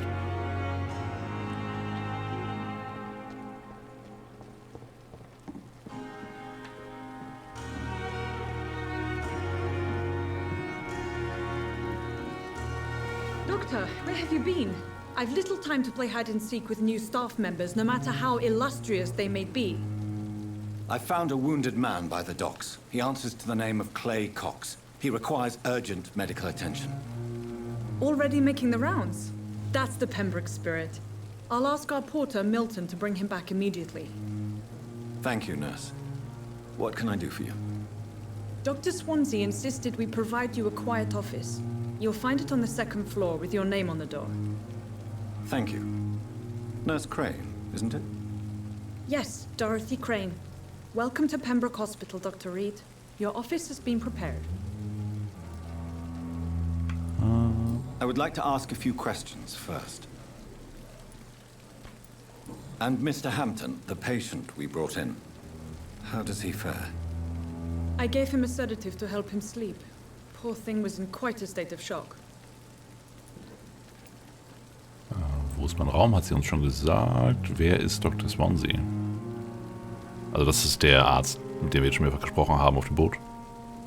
What kind of man is Dr. Swansea? Well, you accepted the job from him. I thought you would have known about your employer.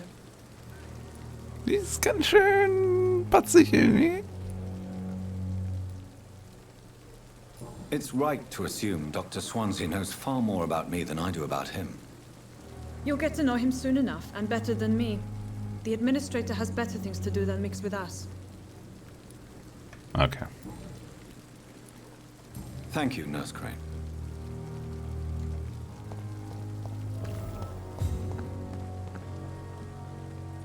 Good evening, sir. I'm Dr. Jonathan Reed. I'm new here. I've already heard about you, Dr. Reed. I'm Milton Hooks, the ambulance driver for this shithole of a hospital. That's quite a blunt introduction. You can call me Milton. I like to speak my mind, Dr. Reed. Perk of the job. Don't judge me, and I won't judge you. I'm not sure I understand what you're talking about. Well, I'm no doctor, but I'm pretty sure a gun can't be used as a surgical instrument. You have a keen eye. I learned to shoot during the war, and have carried one ever since.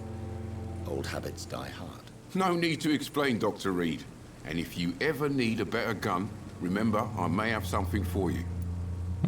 Okay. Ja, also wir können jetzt wahrscheinlich mit mehreren NPCs reden, die gesamte Umgebung uns hier angucken. Also das Spiel scheint sich an diesem Punkt mehr zu öffnen. Das ist gut. Also der erste Teil war wirklich einfach ein Tutorial, dass man alle Fähigkeiten mal so kennenlernt. Die grundlegenden Spielmechaniken mit dem Aussaugen und auch gerade jetzt am Ende mit den storytechnischen größeren Entscheidungen, also ob man jetzt jemanden am Leben lässt oder nicht. Weil dieser Cox, den wir da gerade gerettet haben quasi, der könnte dann im späteren Spielverlauf noch wichtig werden. Und selbst wenn es nicht wichtig wird, können wir ihn halt später aussaugen, um halt mehr Blutpunkte zu bekommen. Dr. Swansea is right. This place seems perfect to conduct my research. Und ja, ein Vampir, dem ein Irrenhaus gehört. Okay, es ist ein Krankenhaus, aber man kann bestimmt noch ein Irrenhaus draus machen. Ist auch schön klischeehaft. So, zweite Etage ist unser Büro. Gucken wir mal hin.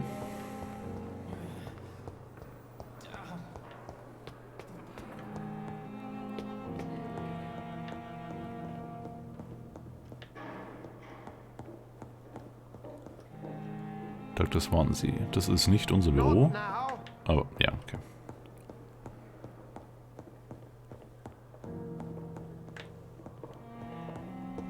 Und wir folgen einfach dem roten Y da oben. Oh, wir können unser eigenes Hospital ausräubern.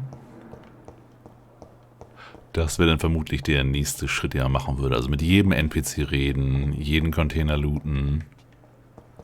Und dann nach und nach die Hauptstory weitermachen. This must be the place. It's definitely away from prying eyes. Relegated to the shadows. A kingdom of my own. At least I won't be sleeping in a coffin. Noch nicht. Kaschan. Sag, muss sein. So, wir können leider noch keine Heilmittel herstellen. Das würde ich eigentlich ganz gerne noch sehen. Also, er hat halt bisher schon mehrere Leute umgebracht. Er hat jetzt eine Sache gut getan, in Anführungszeichen, indem er dieses eine Monster, diesen Skull oder wie er hieß, getötet hat. Der war ja wohl eine stärkere Art von Gegner und Toter. Und er hat was Gutes getan, indem er jetzt den einen Menschen da hat leben lassen und die Schwester zu ihm geschickt, damit er gerettet werden kann. Aber hier, dass wir die Bürger an sich heilen können, das wird auch noch bestimmt starke Auswirkungen haben. Das würde ich eigentlich ganz gerne noch sehen. The flower is dying. It needs water. Und man kann hier echt eine Topfpflanze haben, die vergammeln kann. Benutze Glasfiole mit Wasserbecken. Artikel über Econ. Okay. Es gibt auch recht viel Hintergrundgeschichte, die man lesen kann. Immer gut, immer gut.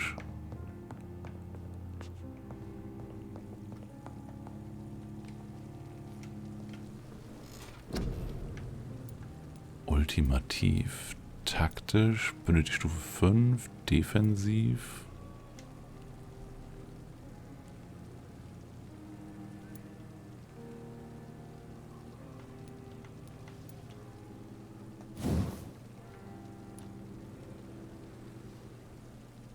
Was? Braucht 2000. Ja, nee. Oh, ich hätte den Schaden gar nicht erhöht. Ich hätte nur die Heilung erhöht bei den Bissen.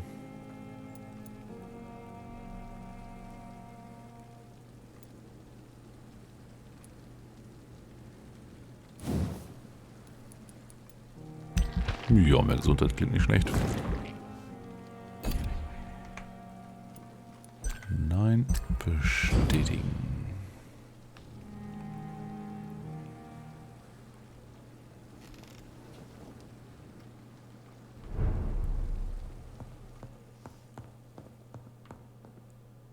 Stimmt, es ist jetzt ein Tag vergangen und die Gebiete verändern sich anscheinend ja auch wegen diesem Zustand gesund, Zustand neutral und so weiter.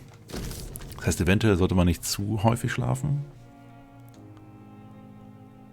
Dr. Swanseas Nachricht. Verehrte Jonathan, Schwester Dorothy hat auf meine Weisung hin ein Büro für Sie im 1. Stock eingerichtet. Bitte entschuldigen Sie die dürftige Ausstattung.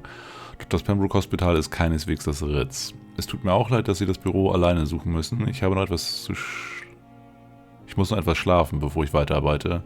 Ich bin eben nur ein Sterblicher. Ich habe zusätzlich verordnet, man soll Sie etwas ausruhen lassen und niemals Ihren Raum betreten. Sie können ohne Störung tagsüber schlafen und ohne Verdacht zu erwecken nachts arbeiten. Ich fürchte, hier ist alles etwas unordentlich, aber wenigstens können Sie hier Ihre Experimente selbstständig durchführen. Ihnen wird das offene Fenster mit dem Gerüst davor auffallen. Es ermöglicht Ihnen jederzeit unbemerkt im Krankenhaus ein- und auszugehen. Ich kann mir kaum vorstellen, wie fürchterlich neu und verstörend all das für Sie sein muss. Glauben Sie mir, ich habe genug über Ihre Spezies geforscht, um zu verstehen, was Sie nun durchmachen und fühlen müssen. Ich werde alles meiner Macht Stehende tun, um Sie bei dieser Prüfung zu unterstützen. Seien Sie versichert, dass Sie mit alledem nicht allein dastehen. Ich bin froh, Sie in dieser finsteren Zeit getroffen zu haben. Unsere zukünftige Zusammenarbeit wird sicherlich bedeutende Früchte tragen. Willkommen in Pembroke, geschätzter Kollege. Wir sollten uns bald unterhalten. Ein offenes Fenster,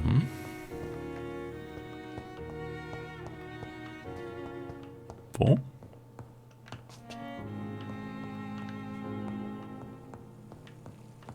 So, wir sollen jetzt wohl gerade nicht raus. Wir sollen das Blut untersuchen. Zu analysieren. Blutprobe von William Bishop. Sarah. Leichtes Regenerierungsserum. Regeneriert 300 LP sofort und anschließend 150 Lebenspunkte innerhalb von 15 Sekunden. Wir haben aber kein Natriumchlorid oder Eisennitrat. William Bishop's blood is much more unstable than human blood and shows extensive mutation. But this is not what happened to me. I must keep on searching. The sun is about to rise. I can feel it. I'll continue tomorrow night. I have so much time now.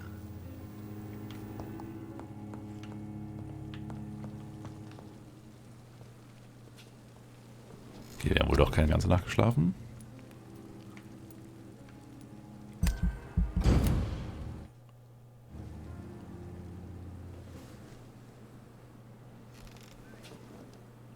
If I'm to stay here until my research is complete, I'd better learn to hide my true nature from the mortals. But what about my thirst for blood?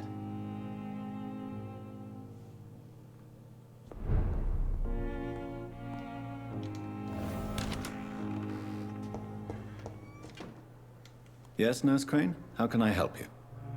I'm so sorry. I know Dr. Swansea wanted you to rest, but we have somewhat of a crisis. A crisis, you say?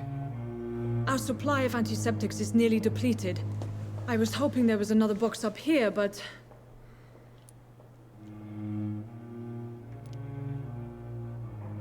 What type of hospital are you running? No antiseptics? You have been away too long, Doctor. With the war and now this epidemic, supplies have been running scarce for months now. I may have a solution. In France, during the war, drugs shortage was a daily problem, and we had to use our wits to overcome the shortages. However do you mean? If combined correctly, certain household chemical products can be used in a pinch instead. Now, where's the hospital storeroom? The storeroom? Fat chance.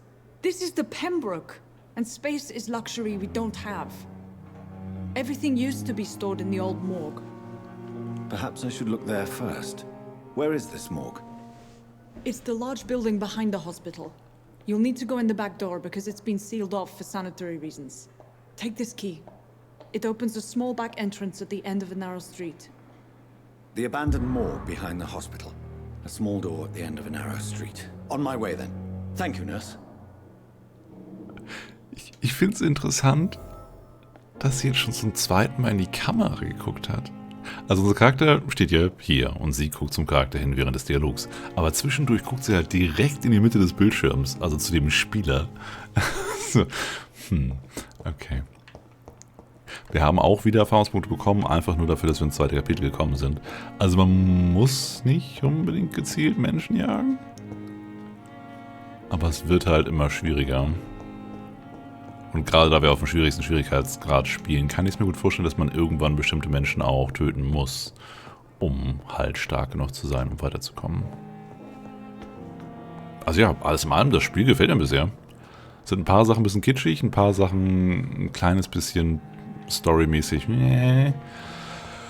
Aber sonst, also wenn es jetzt einen Ticken offener noch wird, dass man wirklich sich aussuchen kann, so kleine Nebenmissionen zu machen oder erstmal Gebiete zu erforschen, wonach es aber jetzt schon den Anschein hat. Ich gehe jetzt mal einfach da über die Brücke, guck, was passiert. Das da hatte ich gesetzt, das kann weg.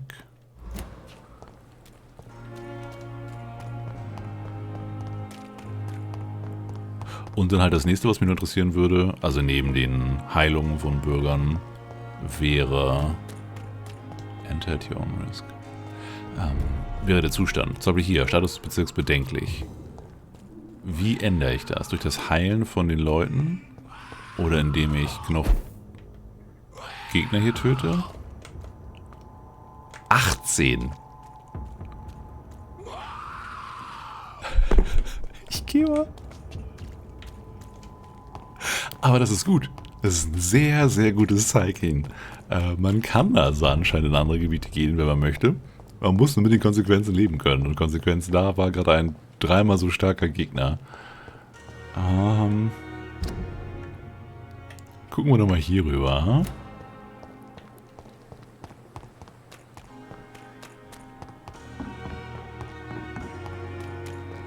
Da bist du. Good evening, Mr. Cox. Ah. Dr. Reed. Still working at night, I see. I like that. And why is that? People who don't sleep at night always seem more alive to me. More interesting, one way or another. Ah, stimme ich zu. Aber wir wollen I'll leave you for now, Mr. Cox. gerade nicht mit dir sprechen, das wird zu lange dauern. Es wäre auch interessant rauszufinden, wen er da vorher umgebracht hat. Also ob das nur ein Überfall war oder irgendwas anderes.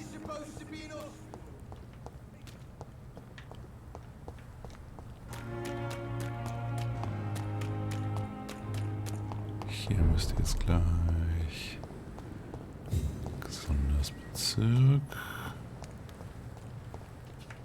Was da aus, wenn man reingehen könnte.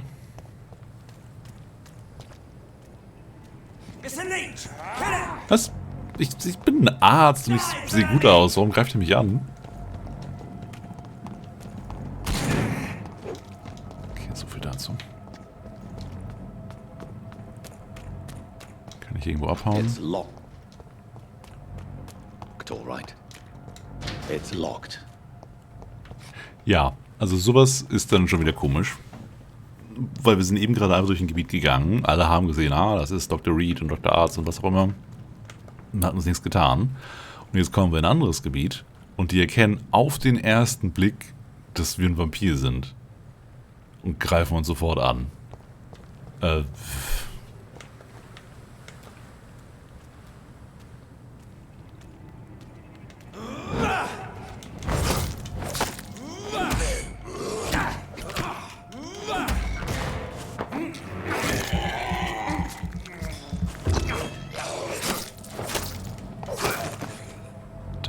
ist halt ein wenig komisch. Aber vielleicht gibt es da auch irgendeine Spielmechanik, die ich noch nicht durchschaut habe.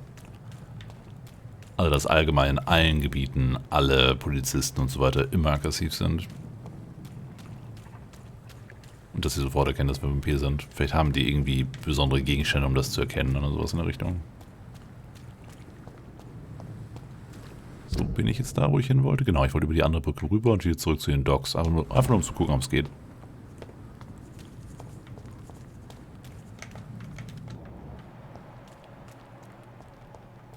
Leider nicht. Oh. Level 11. Das könnte schon schwieriger werden.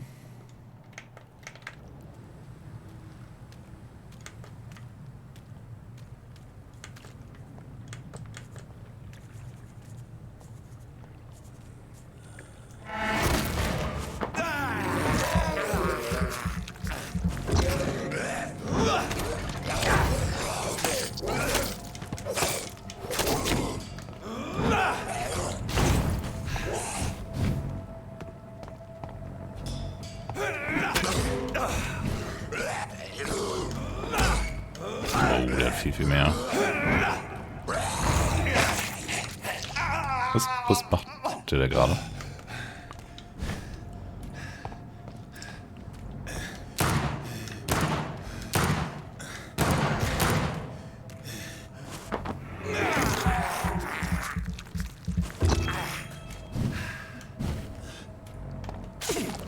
Es wird nichts. Wir verabschieden uns nochmal. Oh, da geht's nicht lang.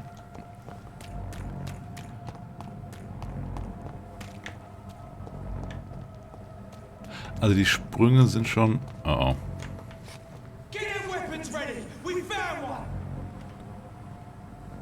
Der verfolgt uns immer noch.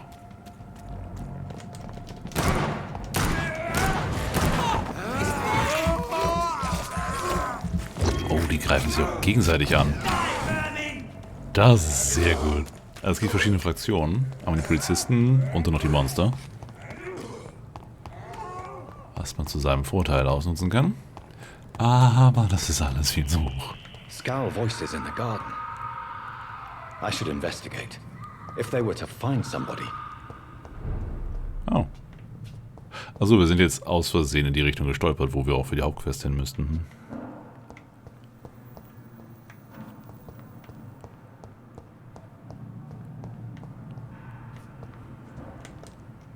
Das ist eh unsere Kragenweite. Und der Schattenblitz ist an sich sehr mächtig, aber die Gegner laufen irgendwie zu leicht raus. Oh, und ich sollte wieder auf den Block wechseln.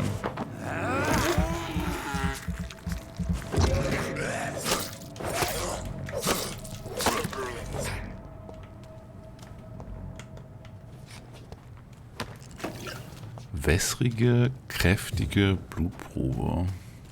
Können wir die bei uns im Labor irgendwie zerlegen?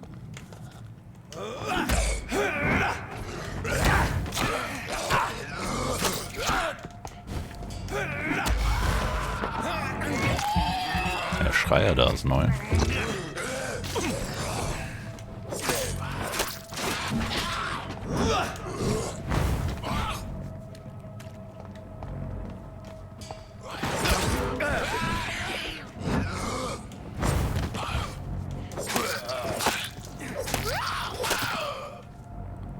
Sollten sie am Ende immer noch einmal stunnen zum Aussaugen.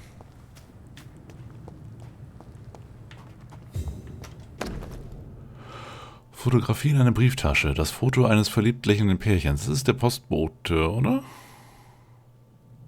Ja, Milton. Milton und Pippa für immer. Oh, das ist Beweismittel. Denke ich mal. Können wir dadurch... Da ist Cox. Erschöpfung, 30% Verlust der Blutqualität. Ah, auch das. Ach, geil, okay. Das heißt, nicht nur suchen wir irgendwelche Beweismittel gegen die Leute, um sie zu erpressen und dergleichen und um deren Blut irgendwie zu verstärken, sondern wir sorgen dafür auch, dass sie halt gesund bleiben, damit wir sie dann aussaugen können. Nächste Frage wäre dann auch, ob wir sie vielleicht auch aussaugen können, ohne sie zu töten. Also, dass man halt absichtlich dafür sorgt, dass sie alle gesund bleiben. Dass er möglichst viel über sie weiß. Und dann alle paar Tage saugt man sie mal aus. Und man kriegt dann halt mehr, weil man sie gesund hält und dergleichen. Wie so eine wandelnde Blutbank.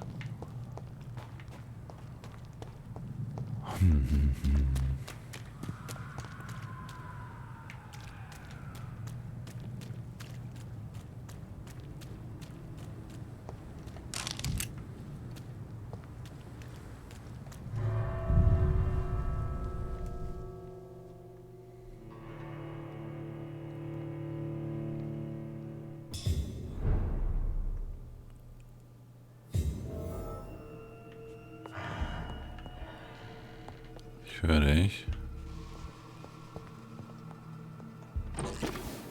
Glasviole. Wenn die eine alte Lagerhalle sein sollte, was ja der Plan ist, dann finden wir vielleicht auch genug Ressourcen, um die ersten Heilmittel herzustellen. Um Cox zum Beispiel zu heilen.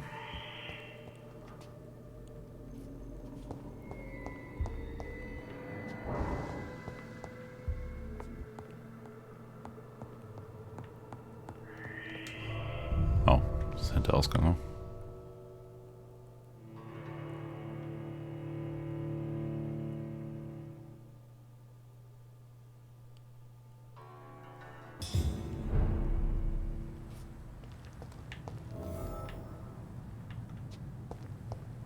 Ja.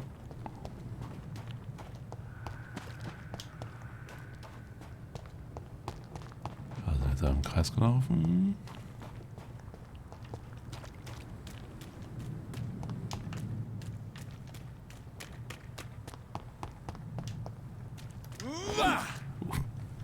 Rein.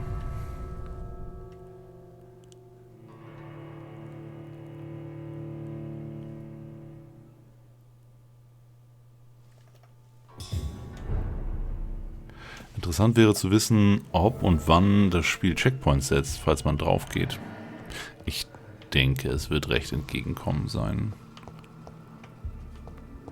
Und ich spiele auf dem schwierigsten Schwierigkeitsgrad und die Kämpfe waren alle machbar bisher.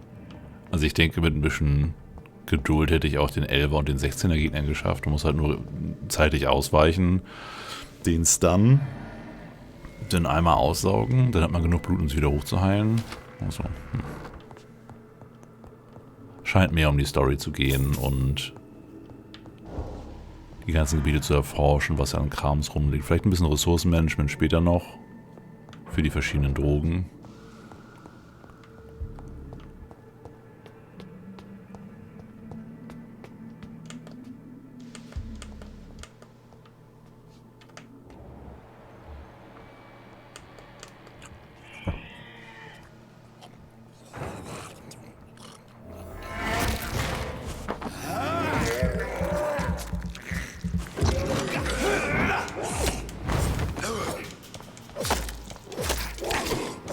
Behavior is similar to the infected William Bishop. Must be the same strain. This sickness moves faster than influenza. Ja, also das scheint alles Skal zu sein. Die wirken ziemlich hirnlos This und... key will surely grant me access to the basement. Also einfach nur hirnlose Monster. Nicht sowas Distinguiertes wie wir. Oh. Das hast du persönlich genommen, ne?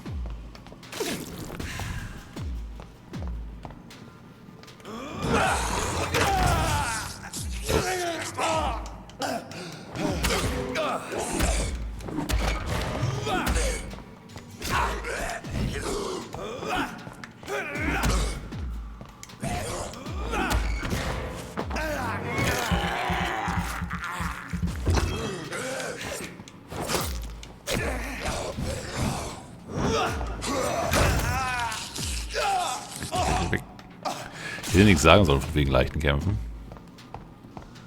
Er ist schon mehrfach ausgesaugt, das habe ich gar nicht kommen sehen. Das zum Beispiel auch weggedodged.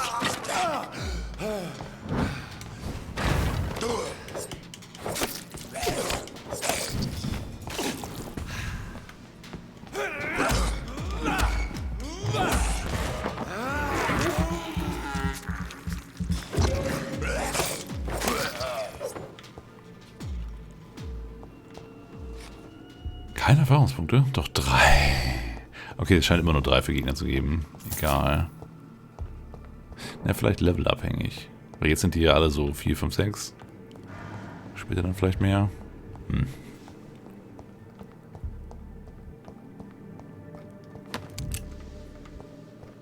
Das sind Gewehrpatronen. Also es gibt Pistolen, Shotguns und Gewehre. Mindestens. Wir haben auch schon Armbrüste gesehen, aber es war bei Gegnern, also nur vielleicht. Balls of Mars, fortifiers. As popular as they are ineffective. But they do contain iron tartrate, and that might prove itself useful. Braucht man für eins unsere Dinge.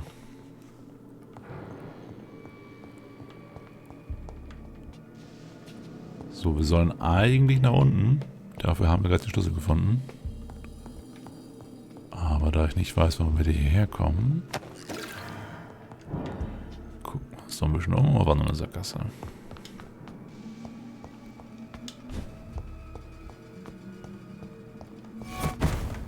Hi.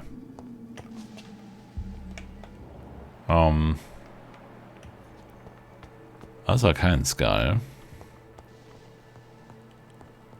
Das war auch nicht unsere Vampir-Lady, die uns da verfolgt das letzte Mal.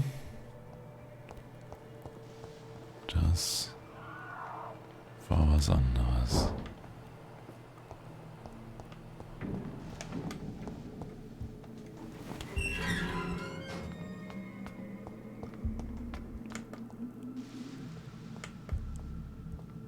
Rechts ist auch noch einer. These skulls feed from corpses and the husks of animals.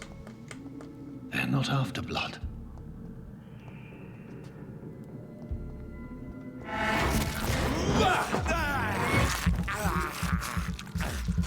Okay, die können nicht getroffen werden, solange ich sie aussage.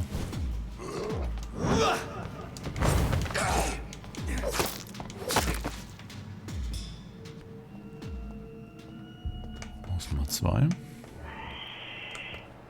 Da.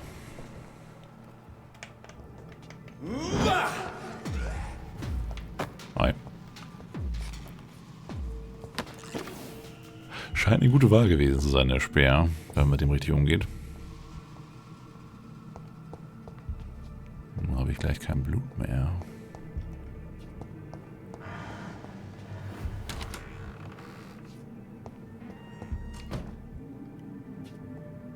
Oh, ist unsere Schwester.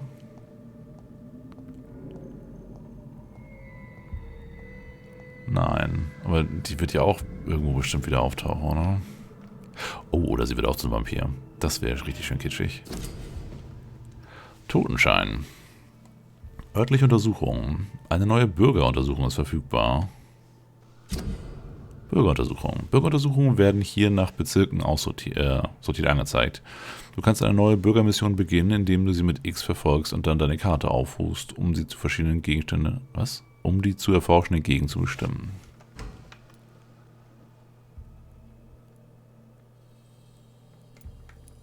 Also wir haben eine Mission, ihm sein Portemonnaie wiederzubringen mit dem Foto. Todesursache. Ich habe Dr. Tippets Bericht über Samuel Connors Tod gelesen. Ich bin nicht so recht überzeugt. Vielleicht sollte ich selbst Nachforschung anstellen, um die wahre Todesursache des Patienten herauszufinden. Mr. Connor's injuries don't match the report. I'd better look into this. Abgenutztes Amputationsmesser. Du hast eine Not von Nebenwaffe erhalten. Rüste sie aus und drücke Y, um Blut zu absorbieren. Was?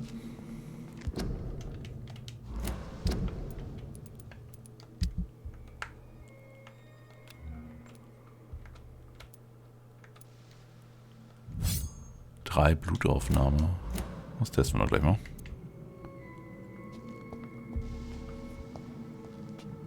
It's locked, all right.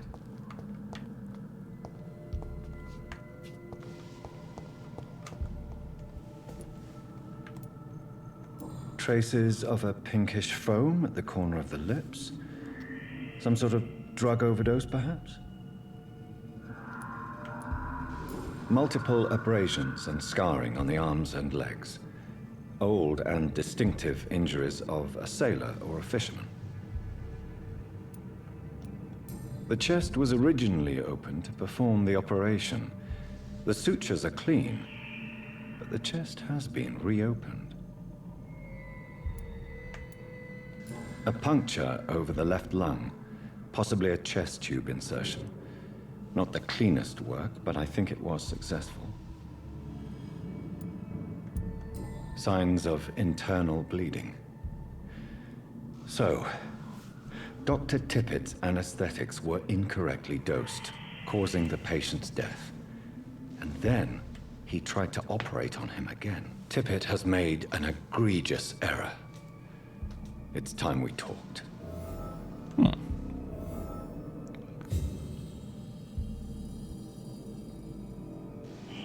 So, befrage K. Connor Tippett zu Behandlungsfehlern. Befrage Gwyneth Brangan zu Behandlungsfehlern. Das war wohl die Ärztin, die Krankenschwester, die dabei war.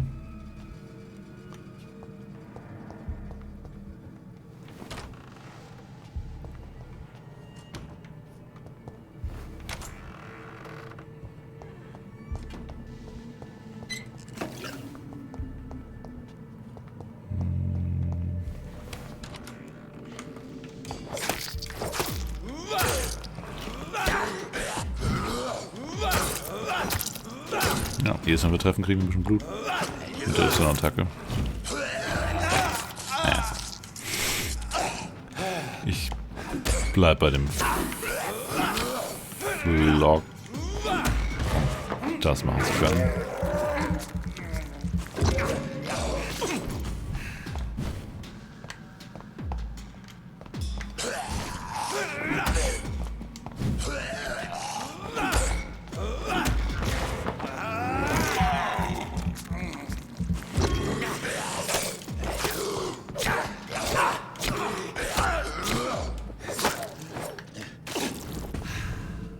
Das war noch ein bisschen knapp.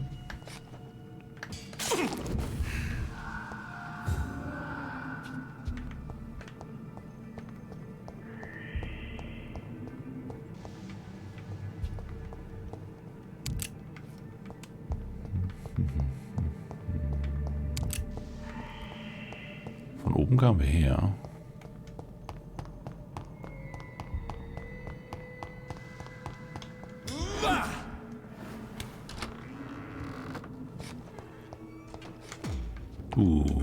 John Doe.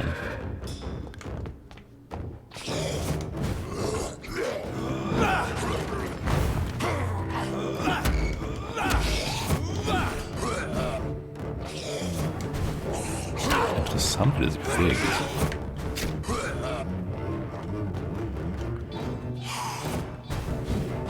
Sowohl sein Schatten als auch er selbst konnte Schaden zufügen.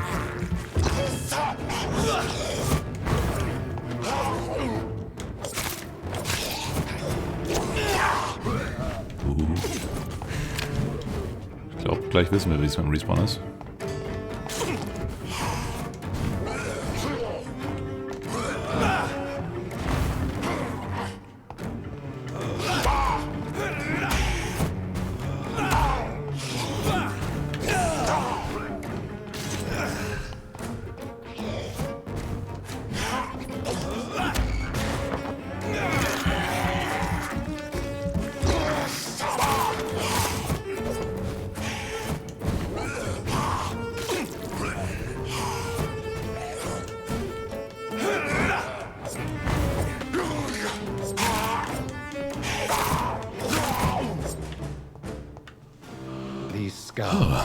So ferocious. I'm not sure I can defeat them without becoming stronger. To drink blood is so tempting. Ja, war also doch ein Skal. Das heißt, die können auch in einer weiterentwickelten Form sich teleportieren und ähnliche Magie einsetzen. Und der hatte auch komische Wucherungen an den Händen. Sodium hypochlorite. Dangerous to administer, but efficient in the proper dosage.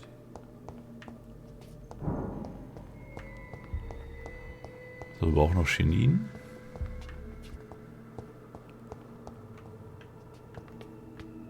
Ah, andere Seite. Oh, wir sind auch schon bei über 2 Stunden. Ja, ich denke mal, da ich momentan eh kein anderes Projekt habe, werde ich morgen hier weiterspielen. Es wirkt wie ein solides Spiel. Also ein bisschen gerailt, aber ansonsten völlig okay. Ja, dann hoffe ich mal, dass es euch bisher auch gefallen hat. Und wir sehen uns dann morgen wieder 19 Uhr und schnuppern weiter in dieses schicke Vampirspiel rein. Also wie gesagt, für 7 Euro kann man echt nicht meckern. Also damals die 40 oder 50 Euro, das war echt ein bisschen viel.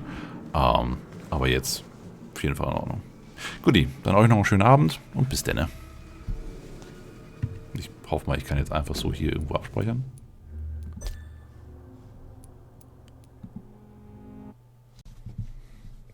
Wird er schon gemacht haben. Bis denne.